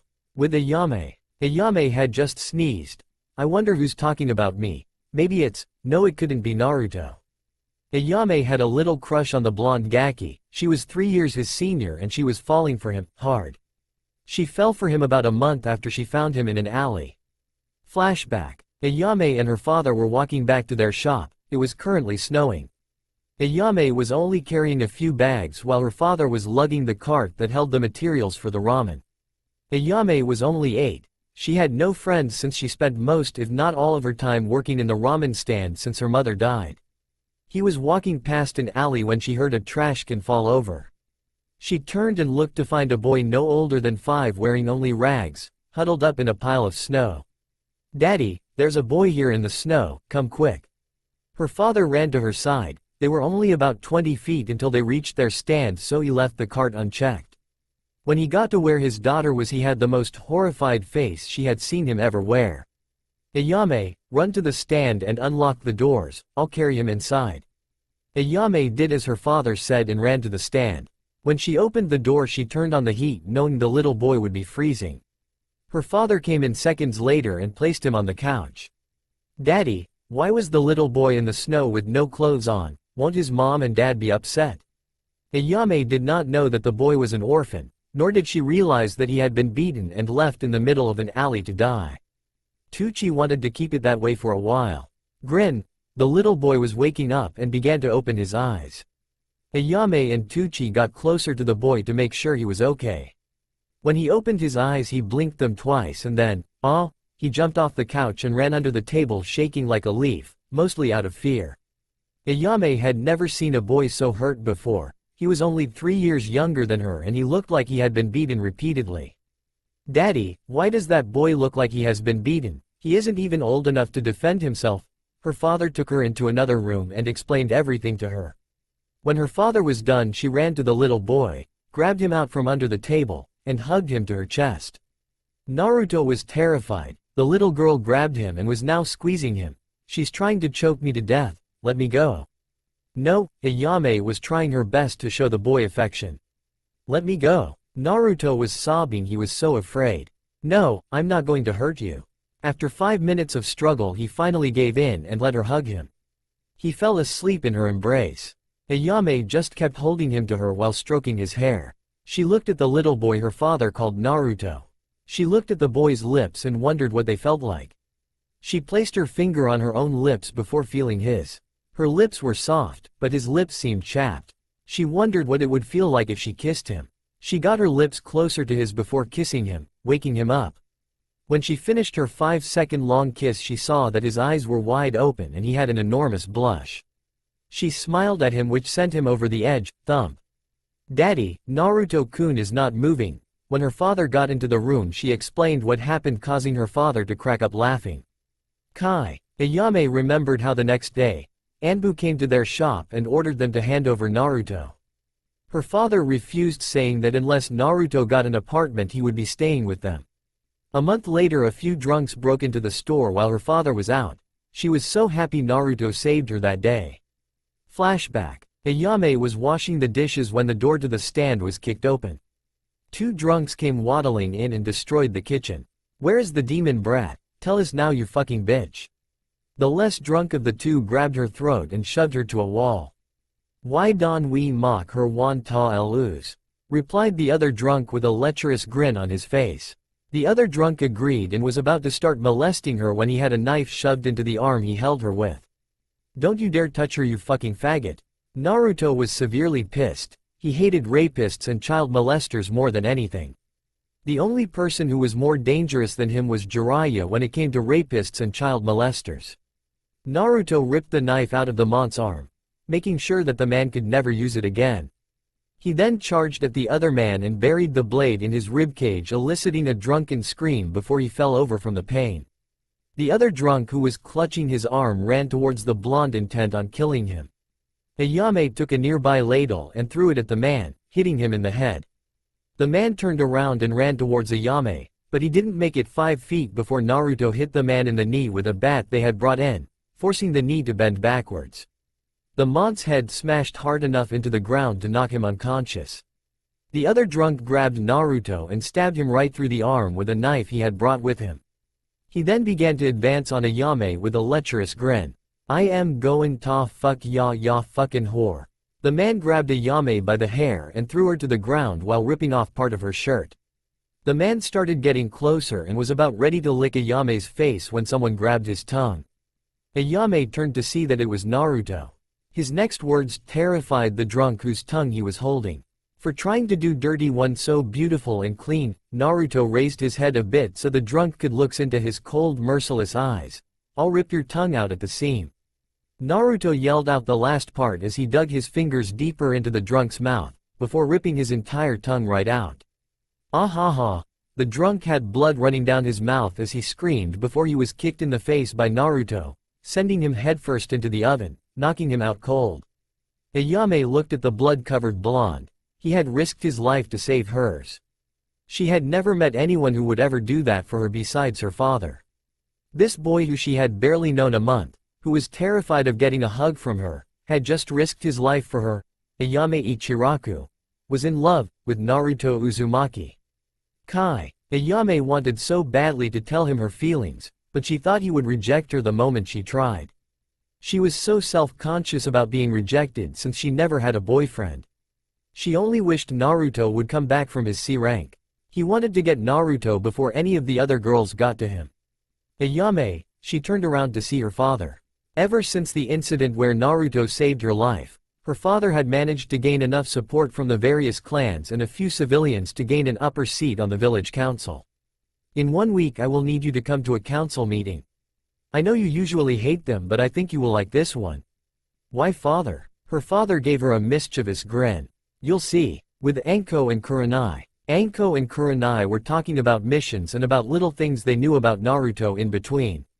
They were about ready to leave when an Anbu came up to them. "Kurenai Yuhi, Anko Mitarashi, the Hokage has requested that in a week's time you be present at a council meeting. He knows how much you hate them, but he gave me this letter to give you too." After handing them the letter, he shined off. Kurenai and Anko looked at each other before looking at the letter. They both opened the letter and began reading. After finishing, they jumped up in the air, hugging each other in a fangirl squeal. The letter dropped to the ground, revealing its contents. "Dear Anko and Kurenai, I realize how much both of you like Naruto. But neither of you will make a move on him for fear that you will hurt each other. Luckily we have a solution to this problem. Naruto has a new bloodline. I expect to see both of you in the council meeting at week's end. Sincerely, Sarutobi. P.S. Do not rape Naruto when he walks through the gates." Hinata's room. Hinata was currently holding her Naruto plushie that she had made from stealing a bit of Naruto's hair. Okay, she stole about half the hair on his head. Hinata was absolutely in love with Naruto. Ever since she started the academy and she saw how much he struggled and how far he was willing to go to succeed. Her love was final when she had fallen and cut open her knee and Naruto came and tore off part of his t-shirt to bandage it. When he finished bandaging it, he kissed it better. She continuously stalked Naruto, even when he was in the showers. Hinata was about ready to raid Naruto's house for his used chopsticks when the door to her room opened. Standing there was her mother and father, both with sheepish grins on their faces. "Hi Hinata, we have some interesting news for you I think you will like." Hinata knew that when her father said things like that, he went to great lengths to make sure it was good. "We have set you up in an arranged marriage with Naruto Uzumaki. Yahoo! Now I don't have to sneak into his house and feel him up when I'm horny." Realizing what she said and seeing the horrified look on her father's face, she blushed a new shade of red before fainting. She woke up hours later where her parents explained Naruto's current situation, shocking Hinata with realizations and disgusting her before her parents explained the points that disgusted her. When they were finished they left the room, leaving an extremely happy Hinata to her sexual fantasies. Uchiha compound. Suzuri Uchiha had a tanner complexion than most members of her family. She had beautiful long onyx hair. Her onyx-colored eyes were also very different from the rest of her family. Hers shined like a black jewel in the moonlight. She was tied with Tenten Kusagana for Kunoichi of the Year. She ended up with a full Kunoichi team that were serious fangirls to Neji Hyuga, the rookie of last year's graduating class. Most girls were head over heels for the rookie of the year who was older than them. Suzuri was head over heels for the dobi who was younger than her. He fell in love with him the moment she saw his face and determined sky-blue eyes. Suzuri Uchiha was the genius of the now only dozen-member Uchiha clan. She was about 9 months older than Sasuke and only a year older than her crush Naruto Uzumaki. She had seen what many of her clan members did to Naruto. She was glad her brother Itachi had killed most of the clan. He left alive the Uchiha members that tried to help Naruto, which was about 12 members. She had killed her best friend that night when she tried to kill her to gain the Mangekyo. Her friend was also her cousin on her father's side. Her friend tried to murder her to gain the Mangekyo so she could kill Naruto to avenge the death of her mother in the Kyuubi attack. She killed her friend and gained the Mangekyo. She was 13 years old and was starting to lose the ability to see. She wishes that she could be with Naruto so badly that she tries to learn how to use her Mangekyo better to impress him. But all her training will be for nothing once she goes blind in about a year's time. She was about ready to perform a few Kaiden jutsu thinking that a fire show would impress Naruto. She was interrupted by her father. "Suzuri, I have something to discuss with you that I think you will enjoy." Ever since the Uchiha purge, her father has become a lot less cold. He plays pranks every now and again but mostly settles for telling jokes and waking us up in odd ways. She wanted to kill her father for how he woke her up last time. He woke her up with a flick to the head and then cast a genjutsu of Naruto saying he loves her. She jumped out of bed and ran to Naruto to kiss him and drag him to bed where she would have made love to him for hours. But when she was about ready to touch him she ended him running out the window and ended up landing in a pool her father conveniently placed outside her window. "Yes, father. I wish for you to attend a council meeting in a week's time. I believe you will like the topic discussed there." Her father turned around to leave until, catch, he threw her an object that was black in color. She caught it, only for it to explode in her face, releasing the nastiest stench she had ever smelt. "Dad, you are so dead when I get my hands on you." Suzuri proceeded to run after her father who was laughing like a maniac. With Yugo and Hana. Yugo Azuki and Hana Inuzuka were the best of friends. They along with their two other best friends Kurenai and Anko had a thing for the local Jinchuriki. Yugo and Hana were born on the same day. They hang out in all their free time, and most of their hanging out involves stalking Naruto. They both remember how they fell for the Gaki. They thanked the heavens that the boy 6 years their junior did what he did. Flashback. Yugo and Hana just finished celebrating getting into Anbu. They were both 14 when they passed the test to get in. They were both on the same Genin team with Hayate Gecko who was just becoming Jonin. They were now walking home after the party. Just when they were about 4 blocks from their condo they were surrounded by about 5 Anbu hopefuls who did not graduate. "You girlies got some nerve rising through the ranks like that. Women should remain in their place, as are bitches." The leader of the group was only Chunin, but they were currently too wasted to do much. "Yeah, I think we ought to show you girls what happens to women who leave their place." One of the guys knocked them to the ground while the others pinned them. "I'm going to rape you little girls until you beg us for more." The leader of the group was walking forwards about ready to undo his pants when he got a trash can lid smashed into the side of his face before it ricocheted off and hit the ones holding down Yugo. She kicked them off her before stabbing them in their arms to pin them. She then kicked off the ones holding down Hana. Hana proceeded to shove her new Kodachi into their arms. They got up to finish off the other guy when they saw him holding up one Naruto Uzumaki. "So demon, you decided to help these young ladies from being raped. Well guess what, no one stops me from having my fun." He was holding a kunai knife to Naruto's throat. Hana was wide-eyed. She saw that Naruto did in fact throw the trash can lid that hit the group's leader. But she had no idea how to help him now. Yugo was shocked. She had never liked the kid, seeing him only as the demon that killed her parents. But all her ideals changed when she saw Naruto throw the trash can lid that knocked the leader down. Now she was ashamed of herself for hating an innocent child. Neither of the two Anbu or his captor noticed him reach into his pants. Not even a second after he placed his hand in his pants did he rip out a kunai knife and shoved it into the mont's groin. Yeuchish, the man was now in serious pain. He saw that it was the demon brat who did it. But he decided to get rid of the two girls that humiliated him in the first place. He reached into his pouch to pull out an explosive note attached to a kunai. He threw it at the girls. Naruto noticed this and ran in front of the two girls. He got hit with the kunai as it exploded. Luckily it was a low grade that the leader threw, so it did not kill him. Hana ran right to the injured boy's side with Yugo sliced off the leader's head. They saw him jump in front of a kunai to save them. He was certainly not a demon. Kai. At first their affection for Naruto was only overprotective, but they continued stalking him and began to see not a boy, but a scarred man. They fell in love with the kid along with their friends Anko and Kurenai. They were about ready to go look for said persons when the same Anbu that dropped a letter off to Kurenai and Anko talked with them. He spoke for a bit before leaving a letter. The reactions and writings were the same as was with Kurenai and Anko. Sandame's office. Sarutobi was currently writing down various parentage, citizen, and clan forms. This was his type of paperwork. Ha ha ha, let's see the council control me when I make these decisions. Sarutobi was as happy as Jiraiya at a mixed hot spring during a swimsuit contest. He decided that now was the perfect time to read his little orange book. Naruto was currently walking up to the village gates debating on whether or not to punch Zabuza or to slice him with his sword. When Zabuza saw his sword, he explained about the sword's great legends. The Mizu Oni was apparently the finest water element sword to ever exist. It had a series of specialized hijutsu. The scrolls were brought to Konoha by Naruto's mother.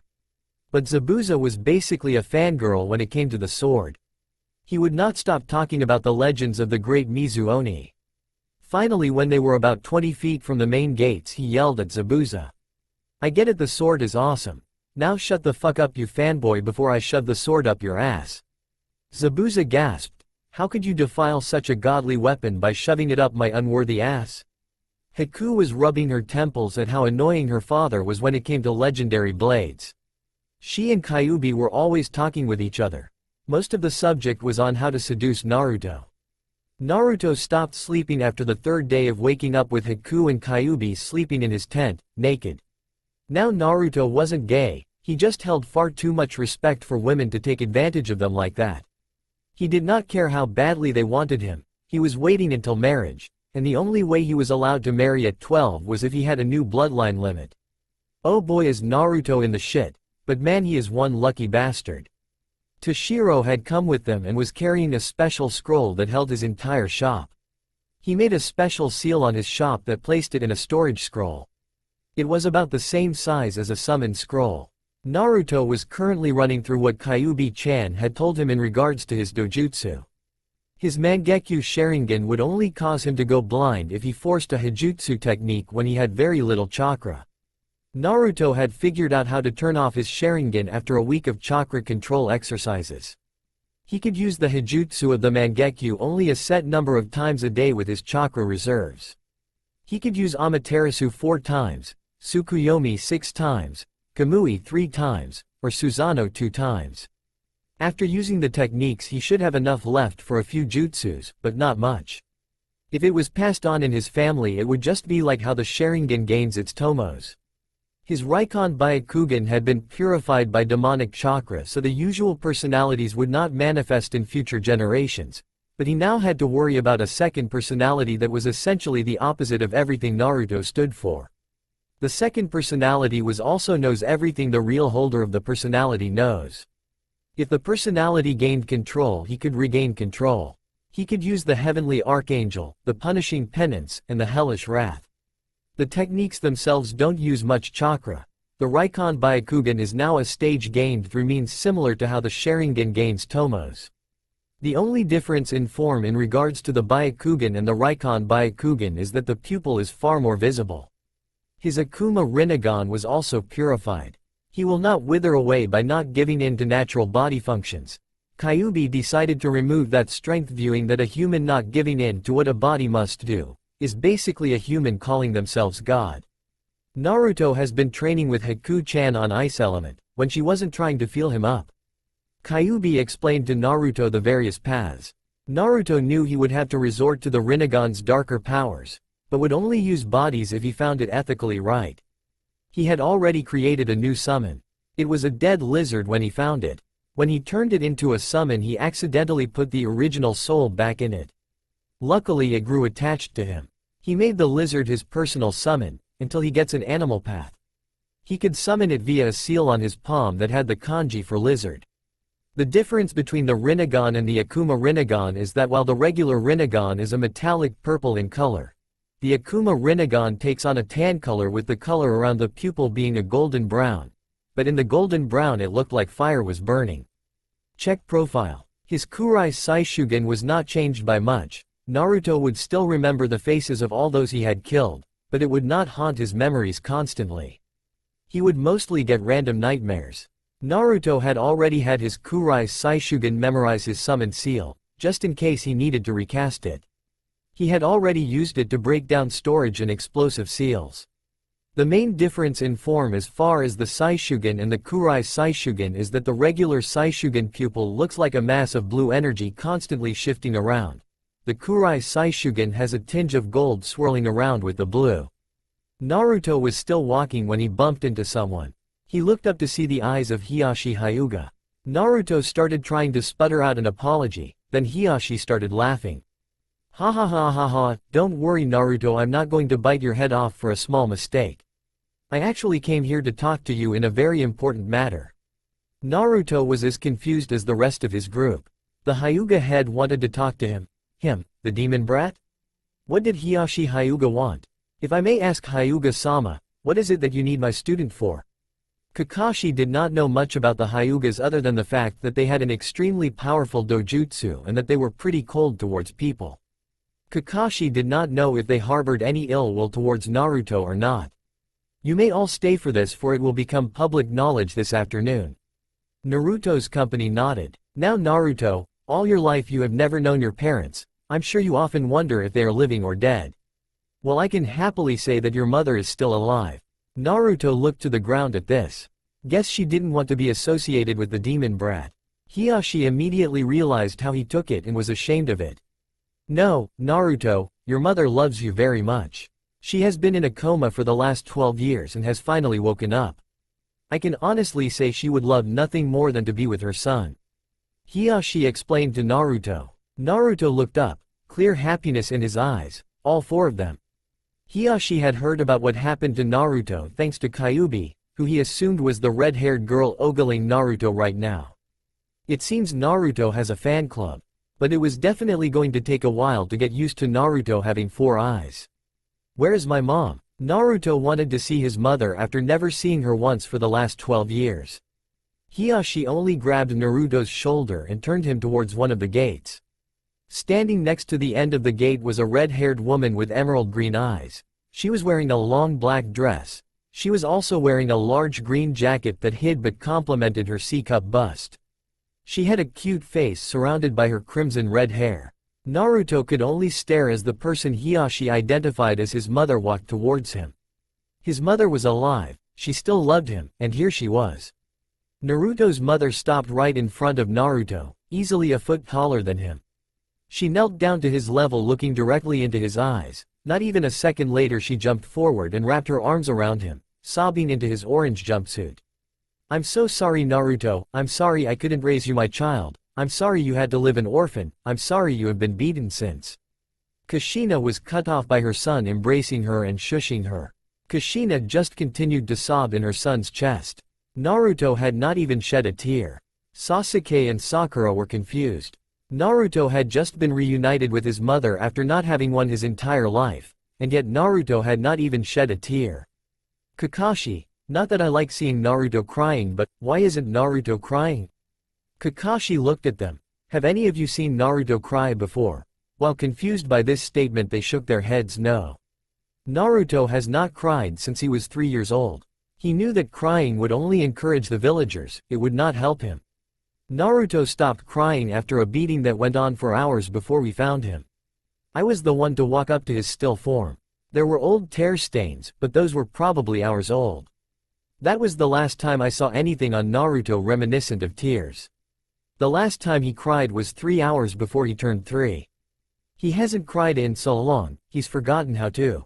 Sasuke and Sakura were appalled, to forget how to cry. Haku and Kyuubi both had tears in their eyes.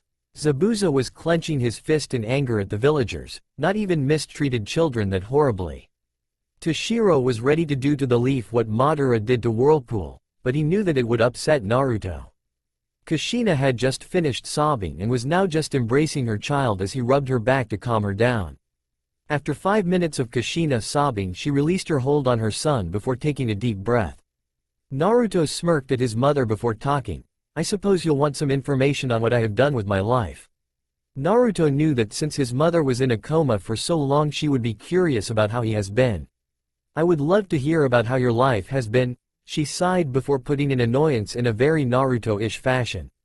But the council wishes to speak with you in regarding recent events. Sigh, somehow I knew the council would want to talk to me about having 4 eyes, gives them a reason to try and kill the demon brat. But I guess it's inevitable, so what are we waiting for, let's go. Naruto stood up and grabbed his mother's hand, dragging her all the way to the Hokage tower. Hiyashi chuckled. Naruto was so much like his mother it wasn't even funny. He remembers when Kushina was so excited about Minato being named Yondaime that she basically dragged their whole graduating class down to eat Shiraku ramen.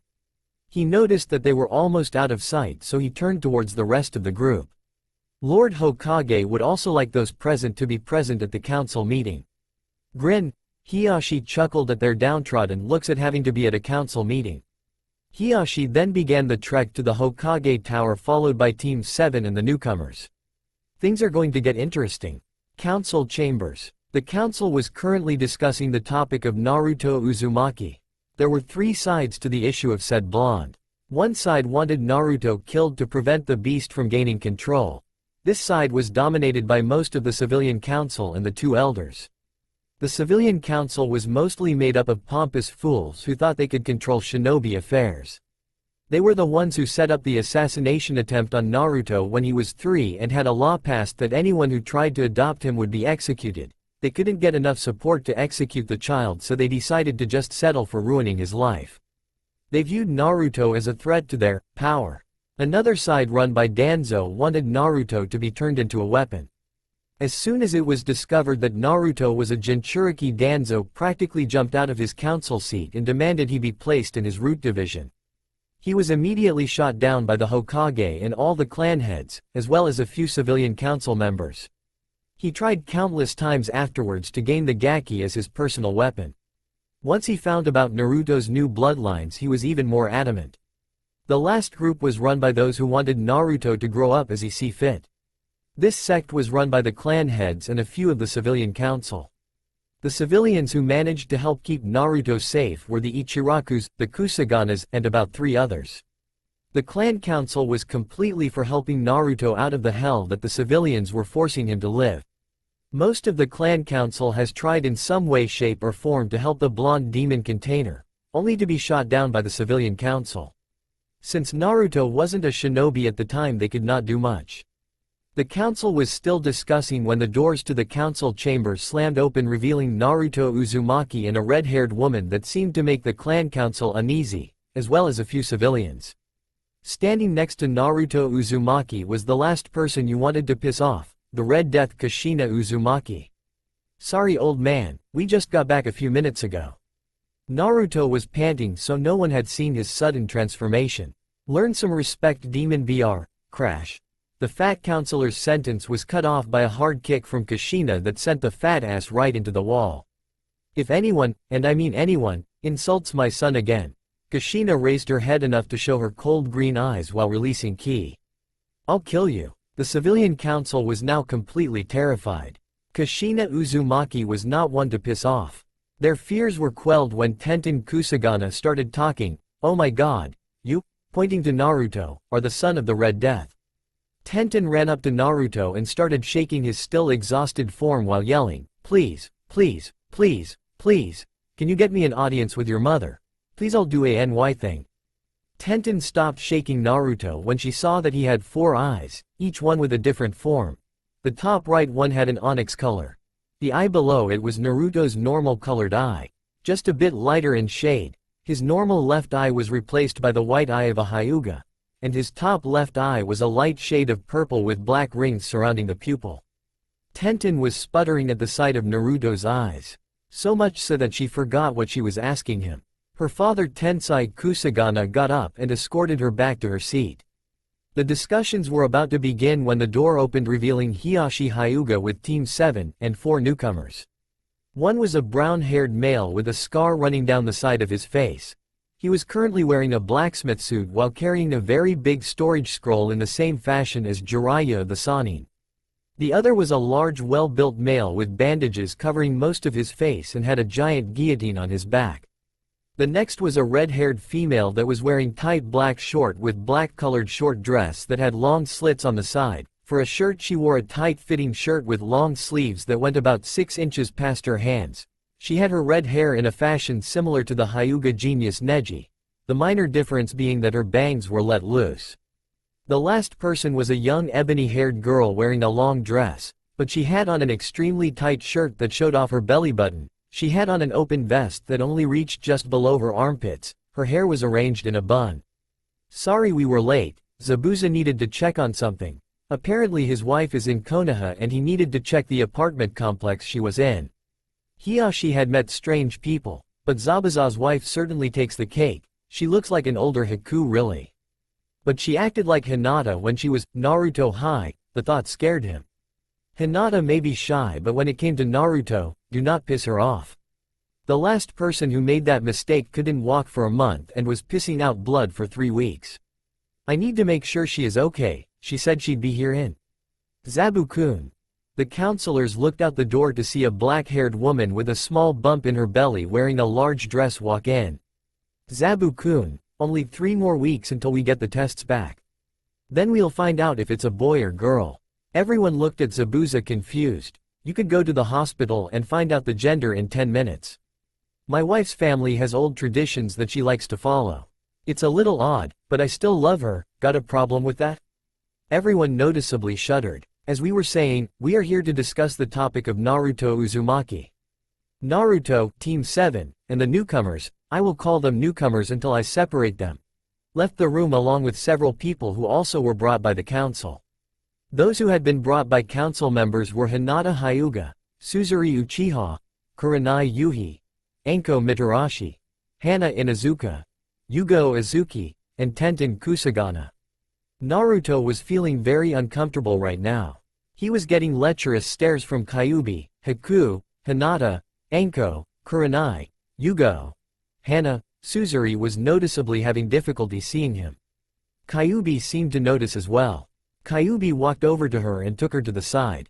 She did a few hand seals before placing her hand on Suzuri's forehead. Suzuri then fell asleep. Kyuubi walked over to Naruto. Naruto-kun, I kind of need to speak to you in private. Kyuubi sent a look at the glaring girls that immediately seemed to avert their gazes. It's extremely important to me.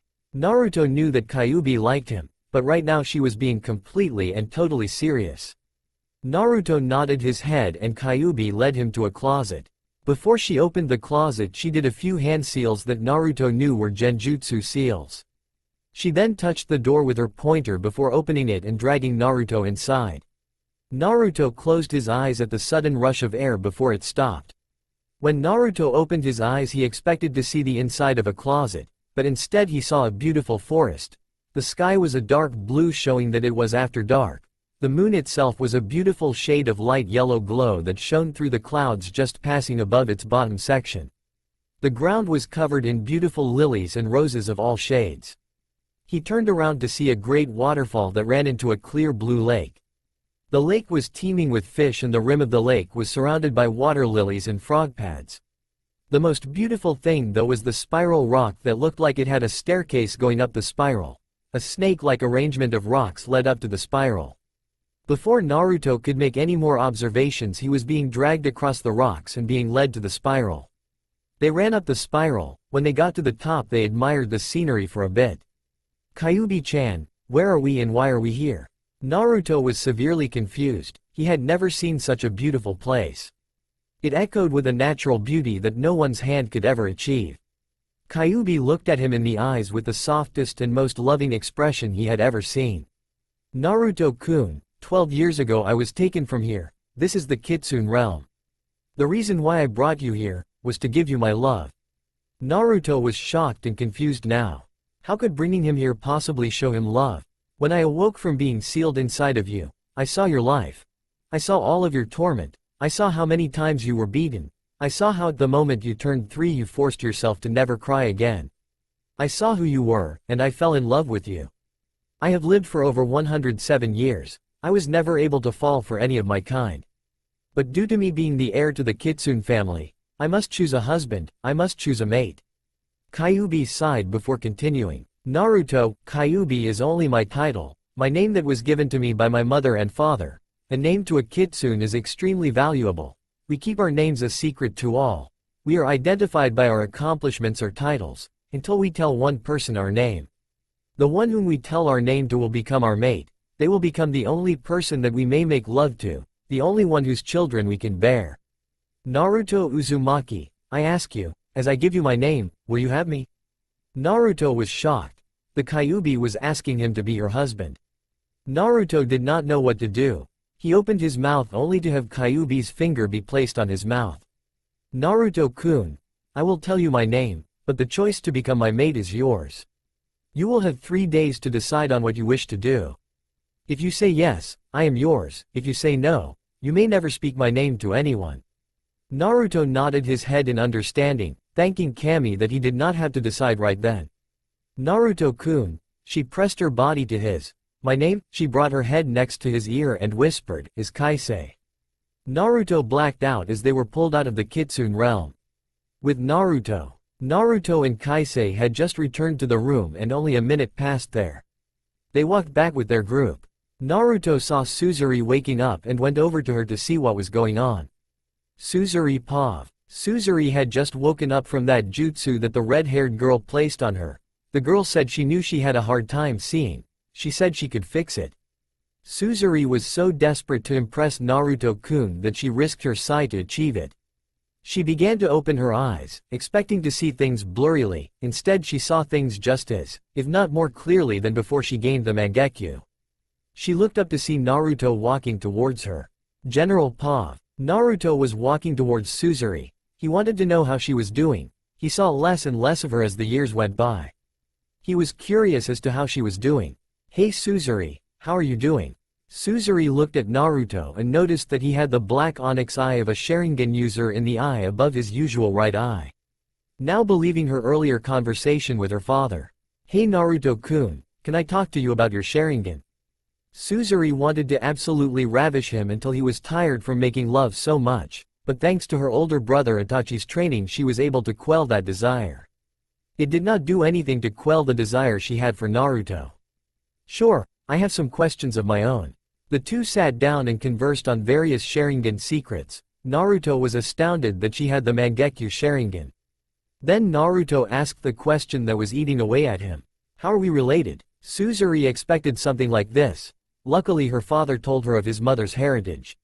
He refused to tell her about his father's heritage, yet. Naruto-kun, the relationship between us is extremely distant. Our relation is about 1/200th of our gene pool. We are so distantly related we can't even be considered cousins. Much to her relief, she did not think she could go on living if she could not be with Naruto because blood relation was too close. But my father knew about your mother's heritage. He decided to tell me knowing that I would be able to tell you, although I would have to explain a little history to you. Naruto nodded his head. Okay, we will have to start off with the Uchiha clan over 100 years ago. The Uchiha clan was enemies with the Senju clan of the forest. We were rivals in all things. Back then, it was the strongest of the clan who led it. During that time we had a few separate branches of the clan. But these branches were more so separate relatives that had a farther relation to each other but still carried the name Uchiha. The total number of Uchihas numbered close to about 500 clan members. Each branch believed in different ideals. The branches were numbered through strength. There were 7 branches in total. Each branch specialized in something.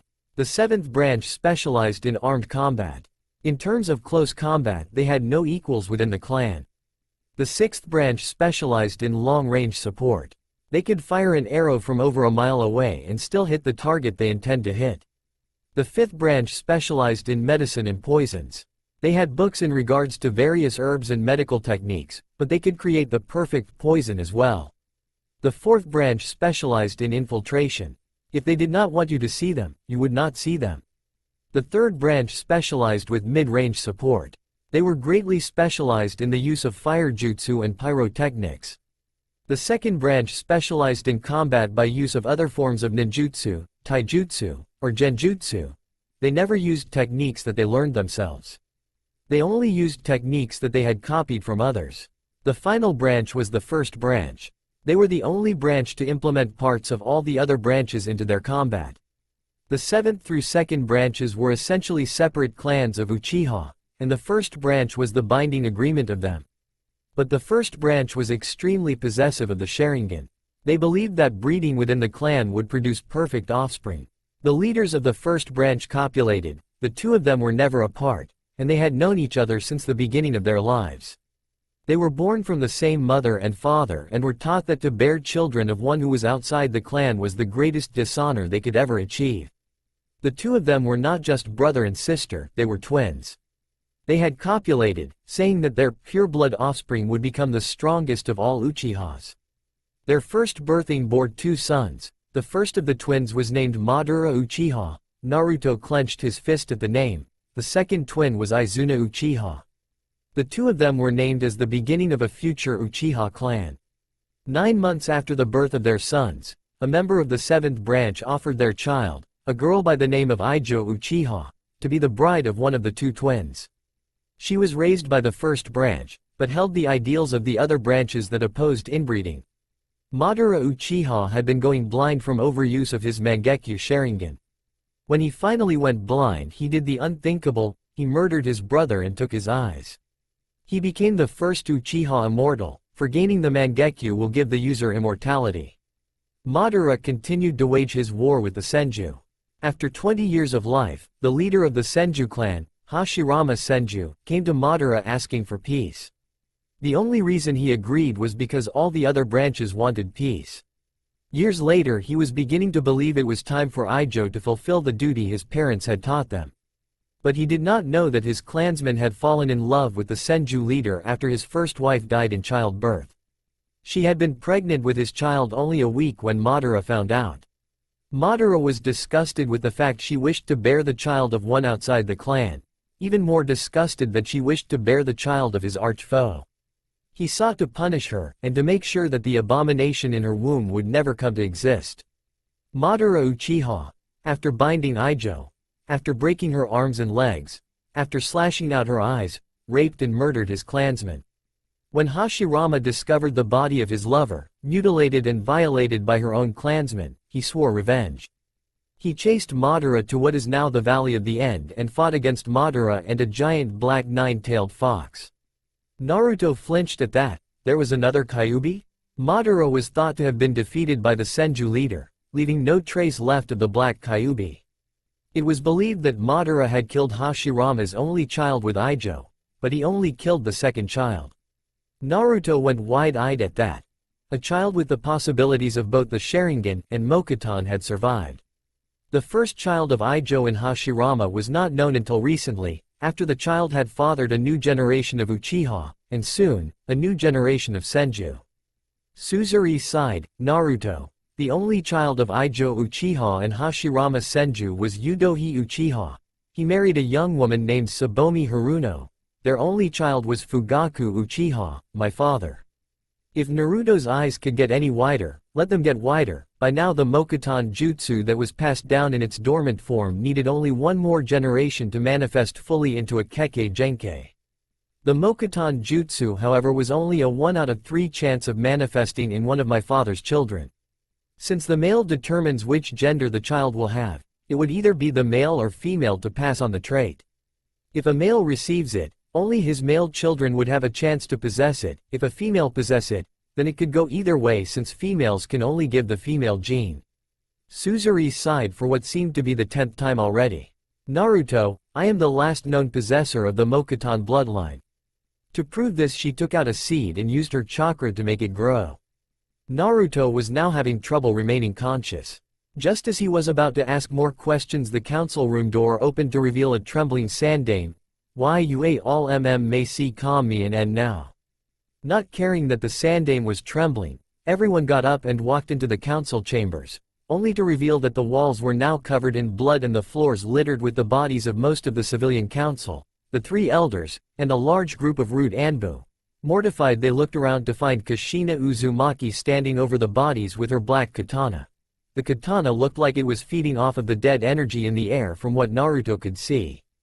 They looked around again to see the clan heads plus the Haruno, Kusagana, Ichiraku, and the other two civilians council members who supported Naruto shivering together like a bunch of leaves in the wind.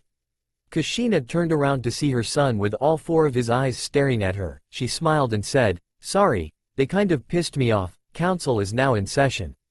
Kushina jumped off the table and proceeded to use a fire jutsu to burn all of the bodies and a wind jutsu to get rid of the ash and the smell of burnt flesh. Not being able to take any more shock that day, Naruto did a perfect impression of Hinata, thump. It was at that moment that Hanabi Hyuga walked into the room. She saw Naruto and started poking him in the forehead. She then turned her head in the directions of all three groups in the room before looking at Naruto and speaking, "I think you broke him." The entire room face planted while Hiashi slapped himself in the forehead saying, "Just like her mother used to be." This caused the room to roar in laughter, leaving an unconscious Naruto and a very confused Hanabi.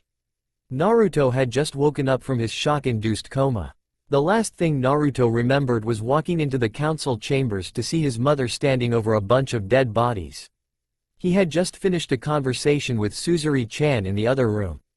Before that he had also found out that the Kyuubi's name was Kaisei. He also found out that the Kyuubi telling him her name was essentially offering her hand in marriage. The total amount of all these shocking revelations had sent Naruto's brain into overload. He had fainted in front of what was left of the council, and he was now waking up to see a pair of pale eyes. Eyes barely different than Hinata-chan's, looking at his eyes. He just stared at the pale eyes of the unknown person until he decided to speak. Hi. The eyes he now noticed belonged to a young girl around the same age as the Hokage's grandson. She tilted her head in a very cute fashion that screamed, "Kawaii." Naruto smiled at her, which caused her to blush a little before she turned to Hiashi. "Daddy, can we keep him? He's cute." The young girl started petting Naruto's fuzzy hair and smiled an adorable smile before she was lifted off of Naruto's chest by her father, causing her to pout. Naruto got up and brushed himself off before he looked back at the council room. All the counselors that were not killed by his overly bloodthirsty mother were now sitting down with their guests standing right behind them. He noticed that Zabuza was now taking a seat at the table. There were several spaces open in the council room. He wondered if they would fill them or not. Now that the council is in session, we have come to discuss the matter that is Naruto Uzumaki. Naruto looked at the Sandaime, wondering what the hell he was talking about. The aged Hokage knew that he was not the demon. Hell, he had even met the Kyuubi not even a few hours ago. So what the hell was going on? Tuchi Ichiraku stood up to speak. Due to Naruto's status in being the last of his clan, he now falls under the Clan Restoration Act. It is also made more apparent now that he has a new bloodline, a powerful one at that. The rest of the council nodded while the girls in the room were wide-eyed for some reason. Naruto was severely confused, so he decided to start asking questions. "Hey old man, what do you mean new bloodline? I don't know if my new abilities can be considered new or not. And what is the CRA, and how exactly do I file under it? Hell, I didn't even know I was a part of a clan." The counselors only chuckled at Naruto's ignorance, and the girls in the room looked at him with a mischievous glint in their eyes. "Naruto," he turned to look at his mother, who was scratching the back of her head much like he usually did. "I believe you will want to sit down for this one. It will definitely be a shock to you." Naruto decided to listen to his mother and went to sit down until his mother stopped him. "Naruto, your seat is over there." Naruto looked to where she was pointing. His seat was right in between Fugaku and Hiashi. Deciding to listen to his mother, he walked over to the seat and sat down. He noticed that Fugaku and Hiashi were planning something. And boy, did he have a bad feeling about this whole thing. He looked around, seeing the mischievous glints in many of the council's eyes. Naruto kept looking around until Sandaime began to speak. "Naruto, we are here to discuss your new condition, Kyuubi's freedom, as well as a few contracts that have been put in place by many of the council, as well." Naruto was now confused. Condition, contracts? What the fuck was going on? Old man, I am a little confused in regards to what you are talking about. What condition are you talking about, and what do you mean contracts? The Sandaime only chuckled at Naruto's response. "Naruto, You may not have realized it, but your special condition in that you now have 4 eyes instead of 2 will be inherited by your future generations. Your children will also possess your unique abilities that your dojutsus possess.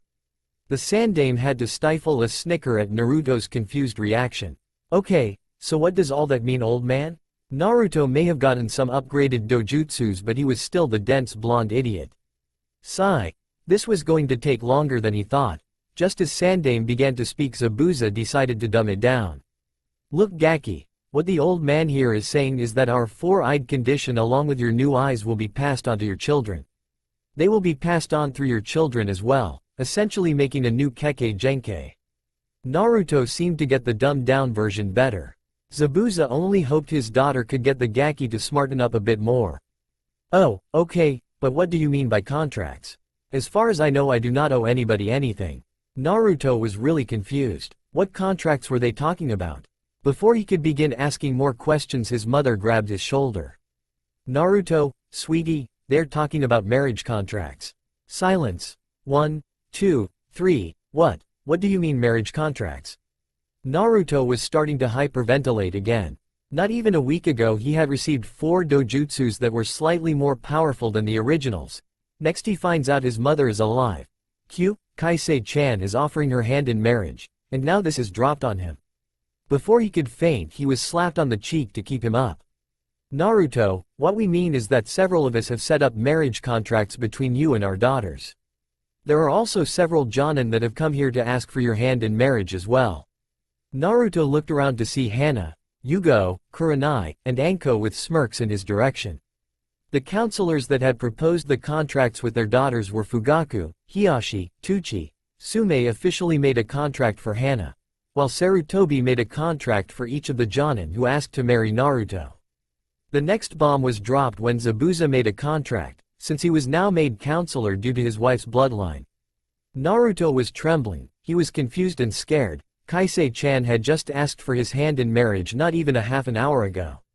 Well, Naruto, all we need now is your signature on these contracts and then we are officially done. Sandaime was very happy. He knew there were many villagers who disliked Naruto. He thought perhaps Naruto would jump up and scream hallelujah for his good fortune at the moment. He did not expect Naruto's reaction. Naruto stood up. Most of the council thought that he would immediately sign the contracts. They did not expect him to look up and begin walking towards the council doors. Before he left the room he turned around. I am not rejecting the offers, nor am I accepting them. I just need time to think. Naruto walked out of the council chambers leaving several very stunned clan heads. Most boys in his position would accept the proposition without a second thought. Kushina looked at the counselors before she spoke. I will check on him and see what's up. She ran out of the room to follow her distressed child while the council began to deliberate. They did not get 2 sentences in before Tenten spoke up. Daddy, why didn't you put in a contract for me to marry Naruto? Tenten knew that getting married to Naruto would allow her to possibly train under Kushina Uzumaki. She wondered if her father was just late putting the contract in. Tenten, I did not put in your name to be possibly married to Naruto, because I see no reason as to why you would want to be married to him. Her father had not put her in because he knew she did not genuinely love Naruto. The thing that all of those who were placed on the contract had in common was that they already loved Naruto. Tenten got wide-eyed at that. There were 8 girls who loved Naruto, but she so wanted to be trained by Kushina. But Daddy, I think that over time I could come to love him, surely you could. Her father stuck his hand up, silencing her. Tenten, I know the reason you want to marry Naruto is to be trained by Kushina Uzumaki. But I do not see that as a valid reason as to why you should marry Naruto. If you need any more proof as to why you should not marry Naruto, just look at the reasons that those who signed the contract love Naruto.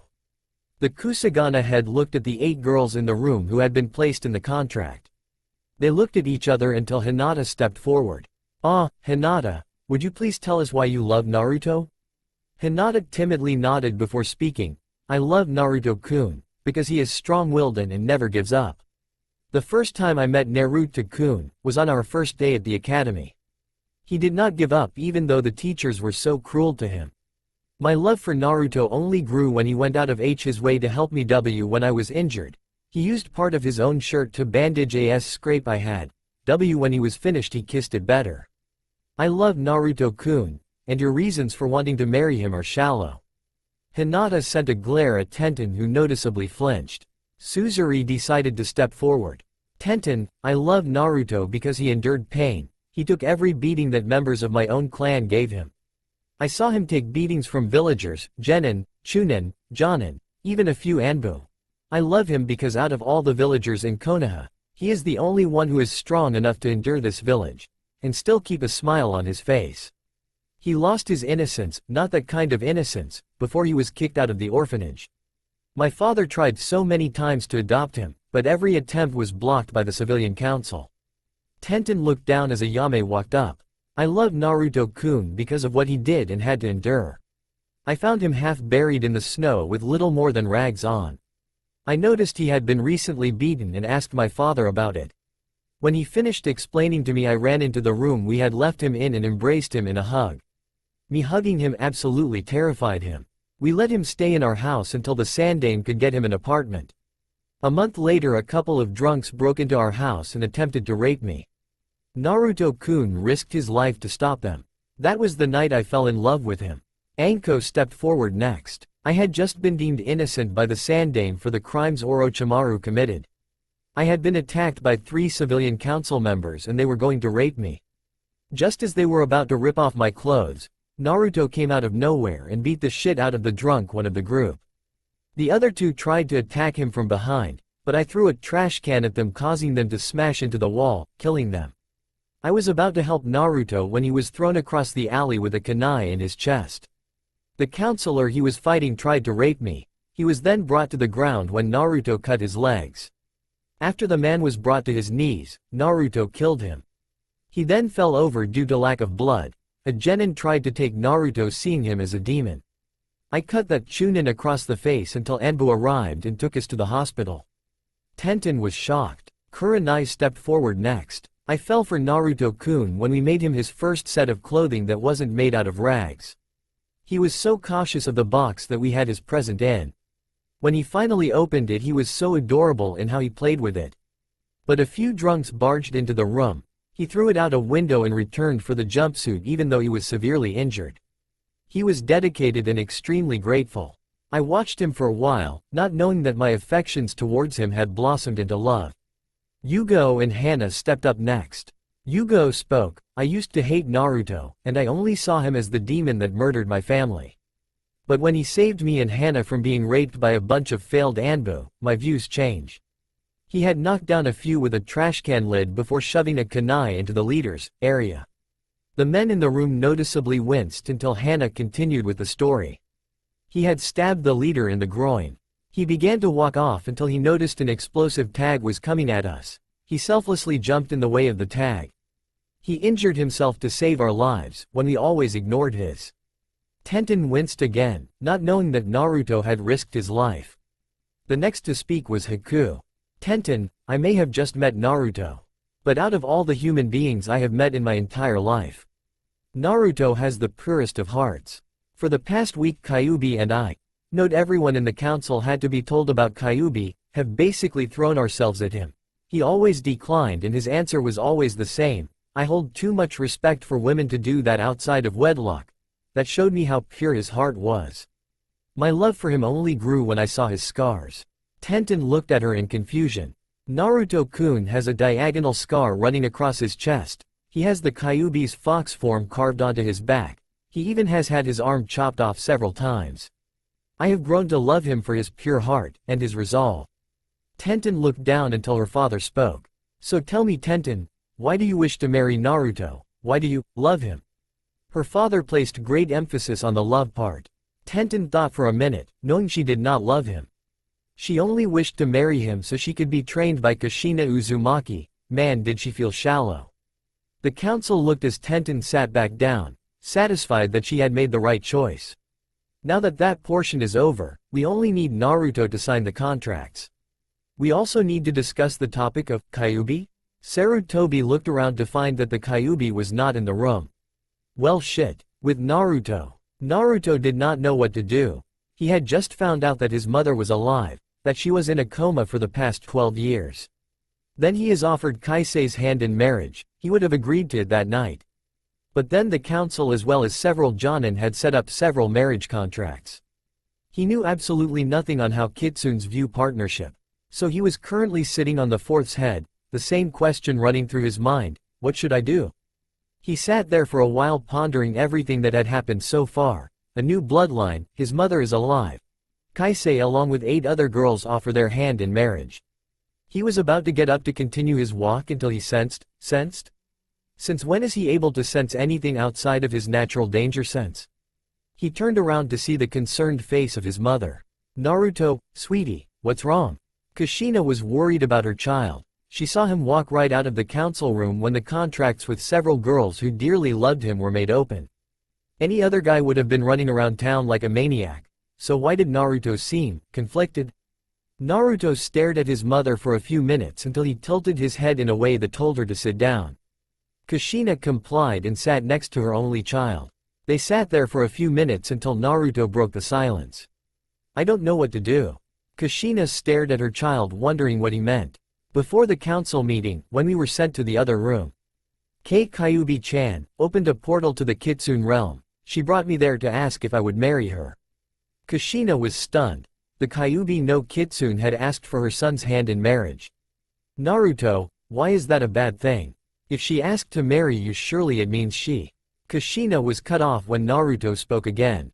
That's not it. The biggest reason was from that council meeting. Kushina quieted. There were 8 marriage contracts set up, right after I had been asked by Kyuubi to marry her. And all the girls who set up the contracts love me. I don't know what to do. I have no idea if kitsunes allow harems, or if they will tolerate me being married to a human. Plus, if a harem is not allowed, then I am essentially hurting all of those girls who had their hearts set on me. It's like I can't win. Kushina now understood what Naruto meant. He cared for each and every one of the girls, maybe not to the extent of love. But he cared about them enough to not want to hurt them. Kushina sighed, not knowing what to do. Naruto was too conflicted and Kushina was too watchful of her son, to notice that someone had been watching them the whole time. With Kaisei had tears in her eyes. While she was no longer sealed within Naruto, she was still connected to him. She read his thoughts. She was both happy and upset. She was happy that Naruto was thinking about her over himself, but she was upset that the conflict in him was causing him such pain. She stood up. She had fully decided that there was no human, kitsune, or any other being in the whole world that could ever compare themselves to Naruto. She walked out of the bush she was hiding behind, and walked up to the conflicted blonde. Back with Naruto. Naruto was sitting there, still confused about Kaisei-chan, the marriage contracts, his new bloodline. He continued to sit there with his mother next to him until he felt a hand on his shoulder. He turned around to stare into the beautiful amber eyes of Kaisei, until he felt a pair of warm lips touch his own. He sat there shocked until Kaisei pulled her lips away. He tried to speak, but Kaisei spoke first. Naruto-kun. I gave you the choice of whether you would accept my hand in marriage. I knew the council would pull something like this. Your reaction would have told me if I had made the right choice in a mate, Naruto-kun. There is not a man or demon who I could ever love as much as I love you. Kaisei pressed her lips to Naruto's again.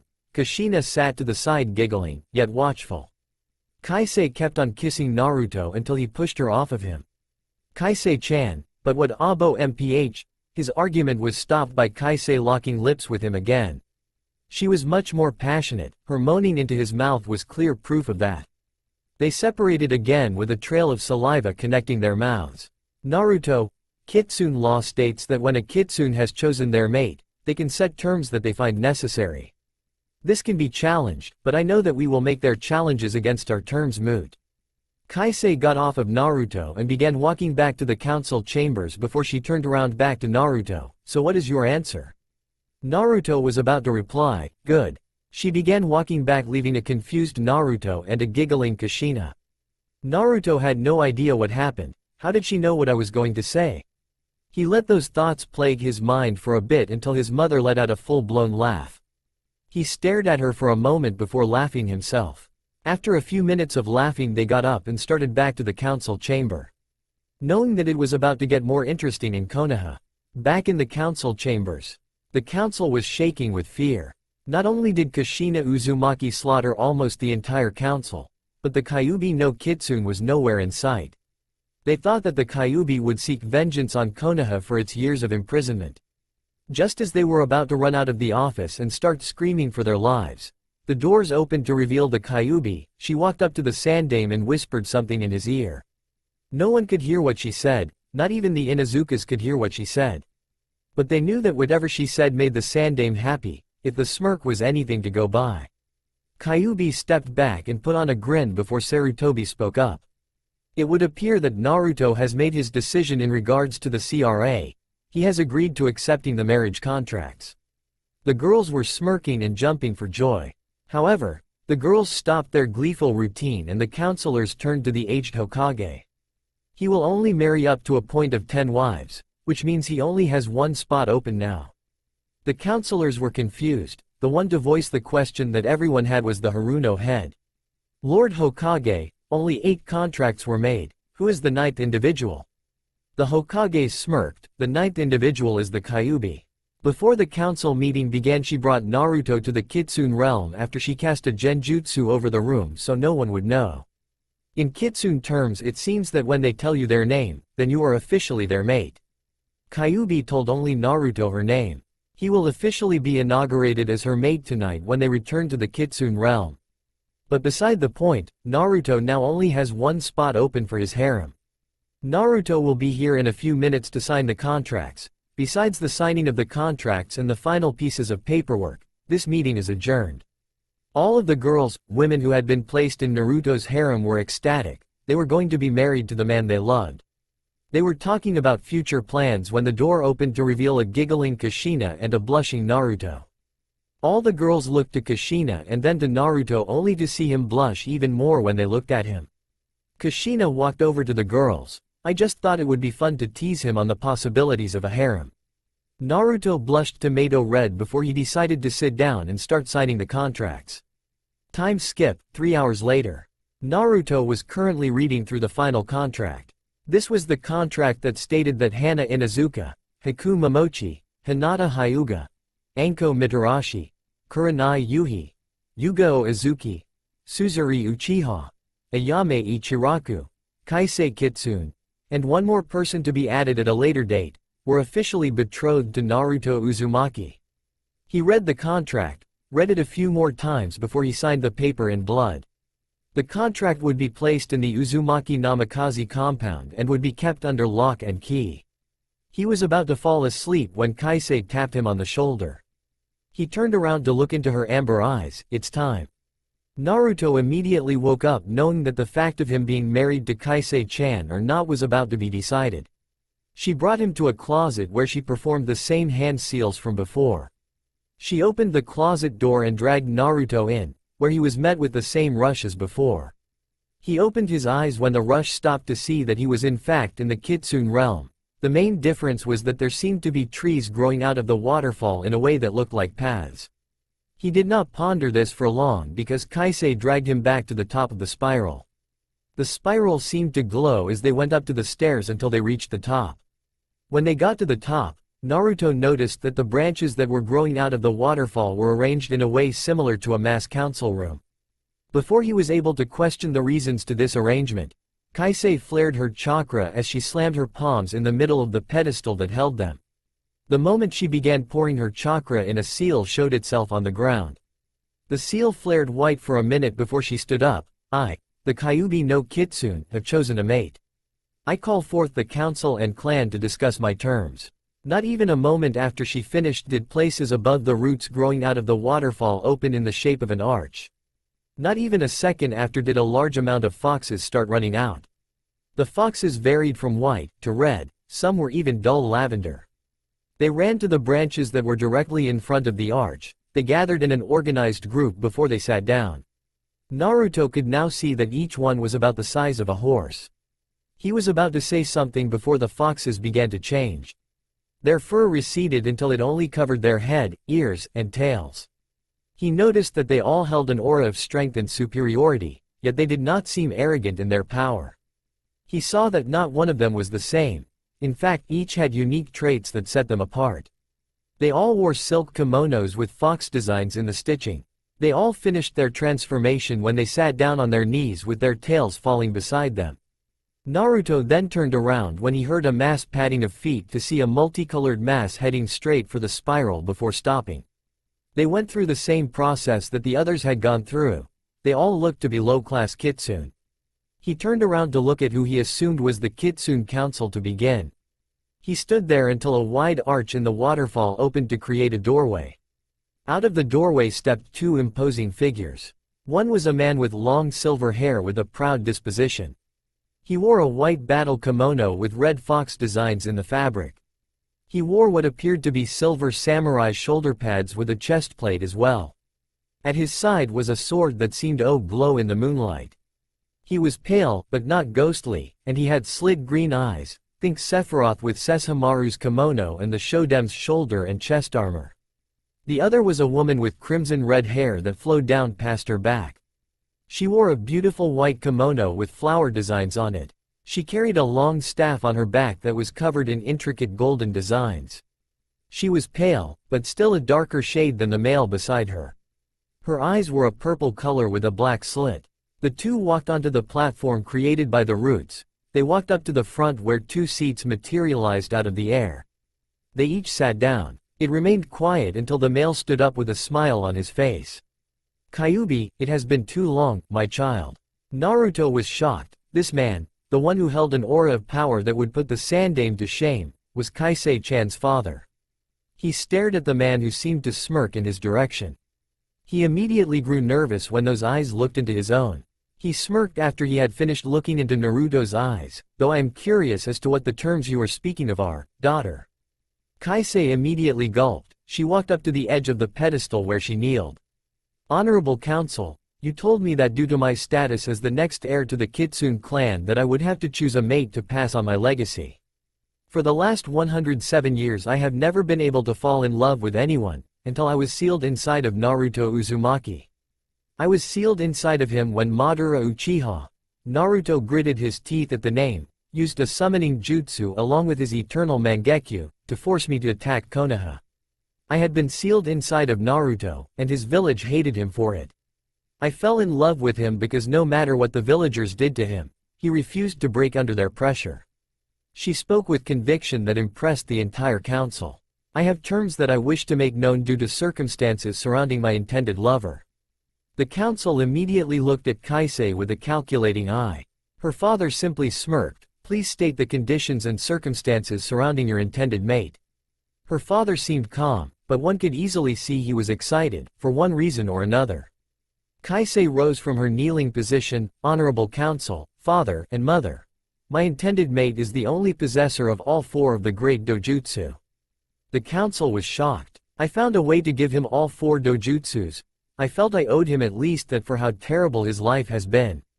The council was shocked. She had found a way to give him all four Dojutsus? How bad could his life have been for her to do something so drastic? My child, would it be possible for us to see this boy's life? Her father was curious on how badly his life had been. Kaisei cringed. She did not want to reveal Naruto's life without his consent. She was going to comment until Naruto spoke. Yes, she may reveal my past, but I do not wish for any of your pity. Kaisei looked at Naruto, who turned to her and nodded his head. She sighed and began a set of hand seals. She slammed her palm on the ground. The waterfall began to shift and it began to form a visual into Naruto's memories. The moment the memories began to play, the entire Kitsune population was disgusted.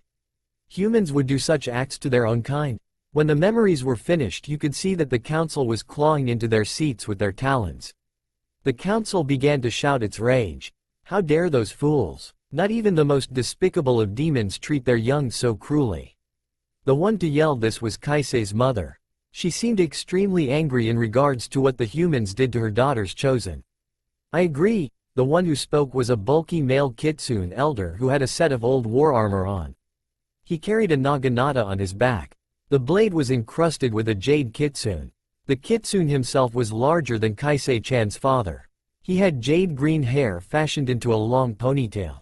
These humans tried to murder a child, a despicable act, even for the most heartless of demons. I say we go down there and slaughter those fools like the animals they are.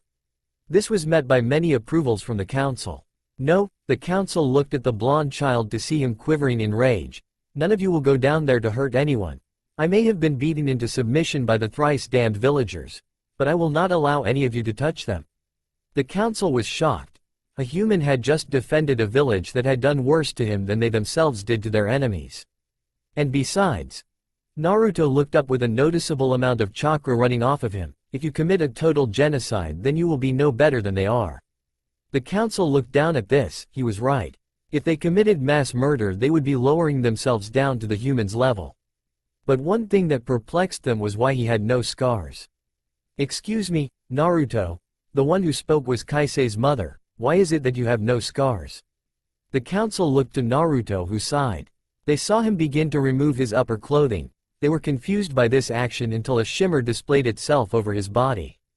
The council was disgusted. The child had more scars than the warhawk on the council did. All the kitsune below them were already enraged by the humans when they saw his memories on the waterfall. When they saw the scars, they began to wonder why they did not wipe them out. The council stared at Naruto's scars until they noticed his eyes, all 4 of them. Kaisei's father smirked. So that's how you gave him all 4 bloodlines. He must have already had them in his system. I'm assuming this involves those terms you were speaking of earlier. Kaisei proceeded to explain everything that has happened up to that point. The council deliberated on what should be done. They finally came to a decision. Very well, Naruto Uzumaki, as of this moment, you are now married to the heiress, Kaisei Kitsune. An official ceremony will be held, but before we officially inaugurate this ceremony, is there any of the Kitsune clan who wishes to object to this marriage? None of the Kitsune clan seemed to challenge the marriage. Just as the council was about to begin the official ceremony, someone spoke up. I object. The council turned towards the one who spoke and sneered. The one who spoke was considered the disgrace to the Kitsune family. He had committed more crimes in his life than they cared to remember. Kaisei and Naruto turned around. Kaisei noticeably shook with rage at the sight of the Kitsune. He was a tall Kitsune who wore a black sweeper coat. His pants were noticeably made out of the hide of some other demon. Something considered despicable by Kitsune ethics. He had black hair that was pulled back. He had a pair of black combat boots. Like all the Kitsune that he had seen so far, minus Kaisei-chan, he carried a weapon. His weapon appeared to be a club, but it looked to be made out of bones. His face had a large slash mark across his left eye. His eyes were a different color. One was a dark purple, and the other was a sickly yellow. He also had a large scar running from the corner of his mouth to his left ear. His smirk showed his long fangs. But the thing that Naruto noticed was that this Kitsune was a black Kyuubi. The council grew incredibly impatient with this Kitsune. For what reason do you wish to challenge my daughter's marriage to this young man? Kaisei-chan's father was not happy. Honorable Kitsune-sama, honorable council, my fellow Kitsunes, why should we allow the marriage between the heiress and a human? How do we know that the human will only use her to breed his race more soldiers, soldiers that would be destructive to our kind? Besides, he is already betrothed to marry 8 other women. Why should the heiress be thrown in? I believe that I would make a silence. The black Kitsune's rant was cut off by a mauve-furred Kitsune elder with black tips. He was wearing a black kimono with white fox designs. The Kitsune had a large broadsword on his back. The blade itself was emanating a dark aura. The Kitsune elder spoke. I will not hear another word. Odaku, corruption. You have shown all of us that you are incapable of being a proper mate. This will be the 7th time you have argued against a female Kitsune's choice of a mate, and every time you challenge the chosen for the girl's hand in marriage. You then kill the chosen, mate with the vixen, and then once you feel she has no more use, you then kill her. Due to Kitsune law we cannot interfere with that, but I refuse to allow you to do this again. The elder was extremely angry. He absolutely despised the corrupted Kitsune. But Lord Ankoku, darkness, Kitsune law states that we are allowed to challenge for the vixen's hand in marriage. I merely thought that I would make a much better choice for them. And I killed the vixens, because they dissatisfied me. All the vixens were shaking in rage. How dare that bastard? And as it is my right to ask for this challenge, he looked up to the pedestal right into Naruto's 4 eyes. I challenge Naruto Uzumaki, for Kyuubi's hand in marriage. Kaisei gripped his hand tightly. Naruto looked at her and asked, what would happen if I refused the challenge? Kaisei looked at Naruto, she then looked down. If you refuse the challenge, then I am automatically married to him. Naruto understood and looked back to Odaku. Odaku, I accept your challenge.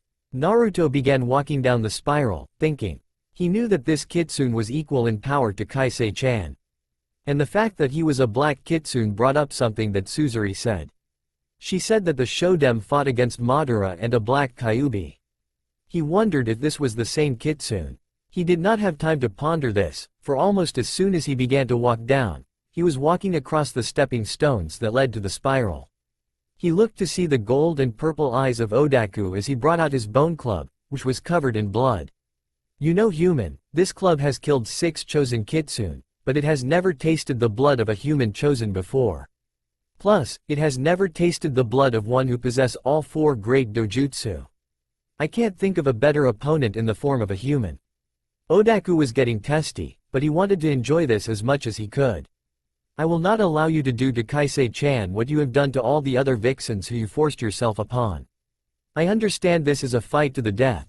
I intend to end you for your sins, Odaku.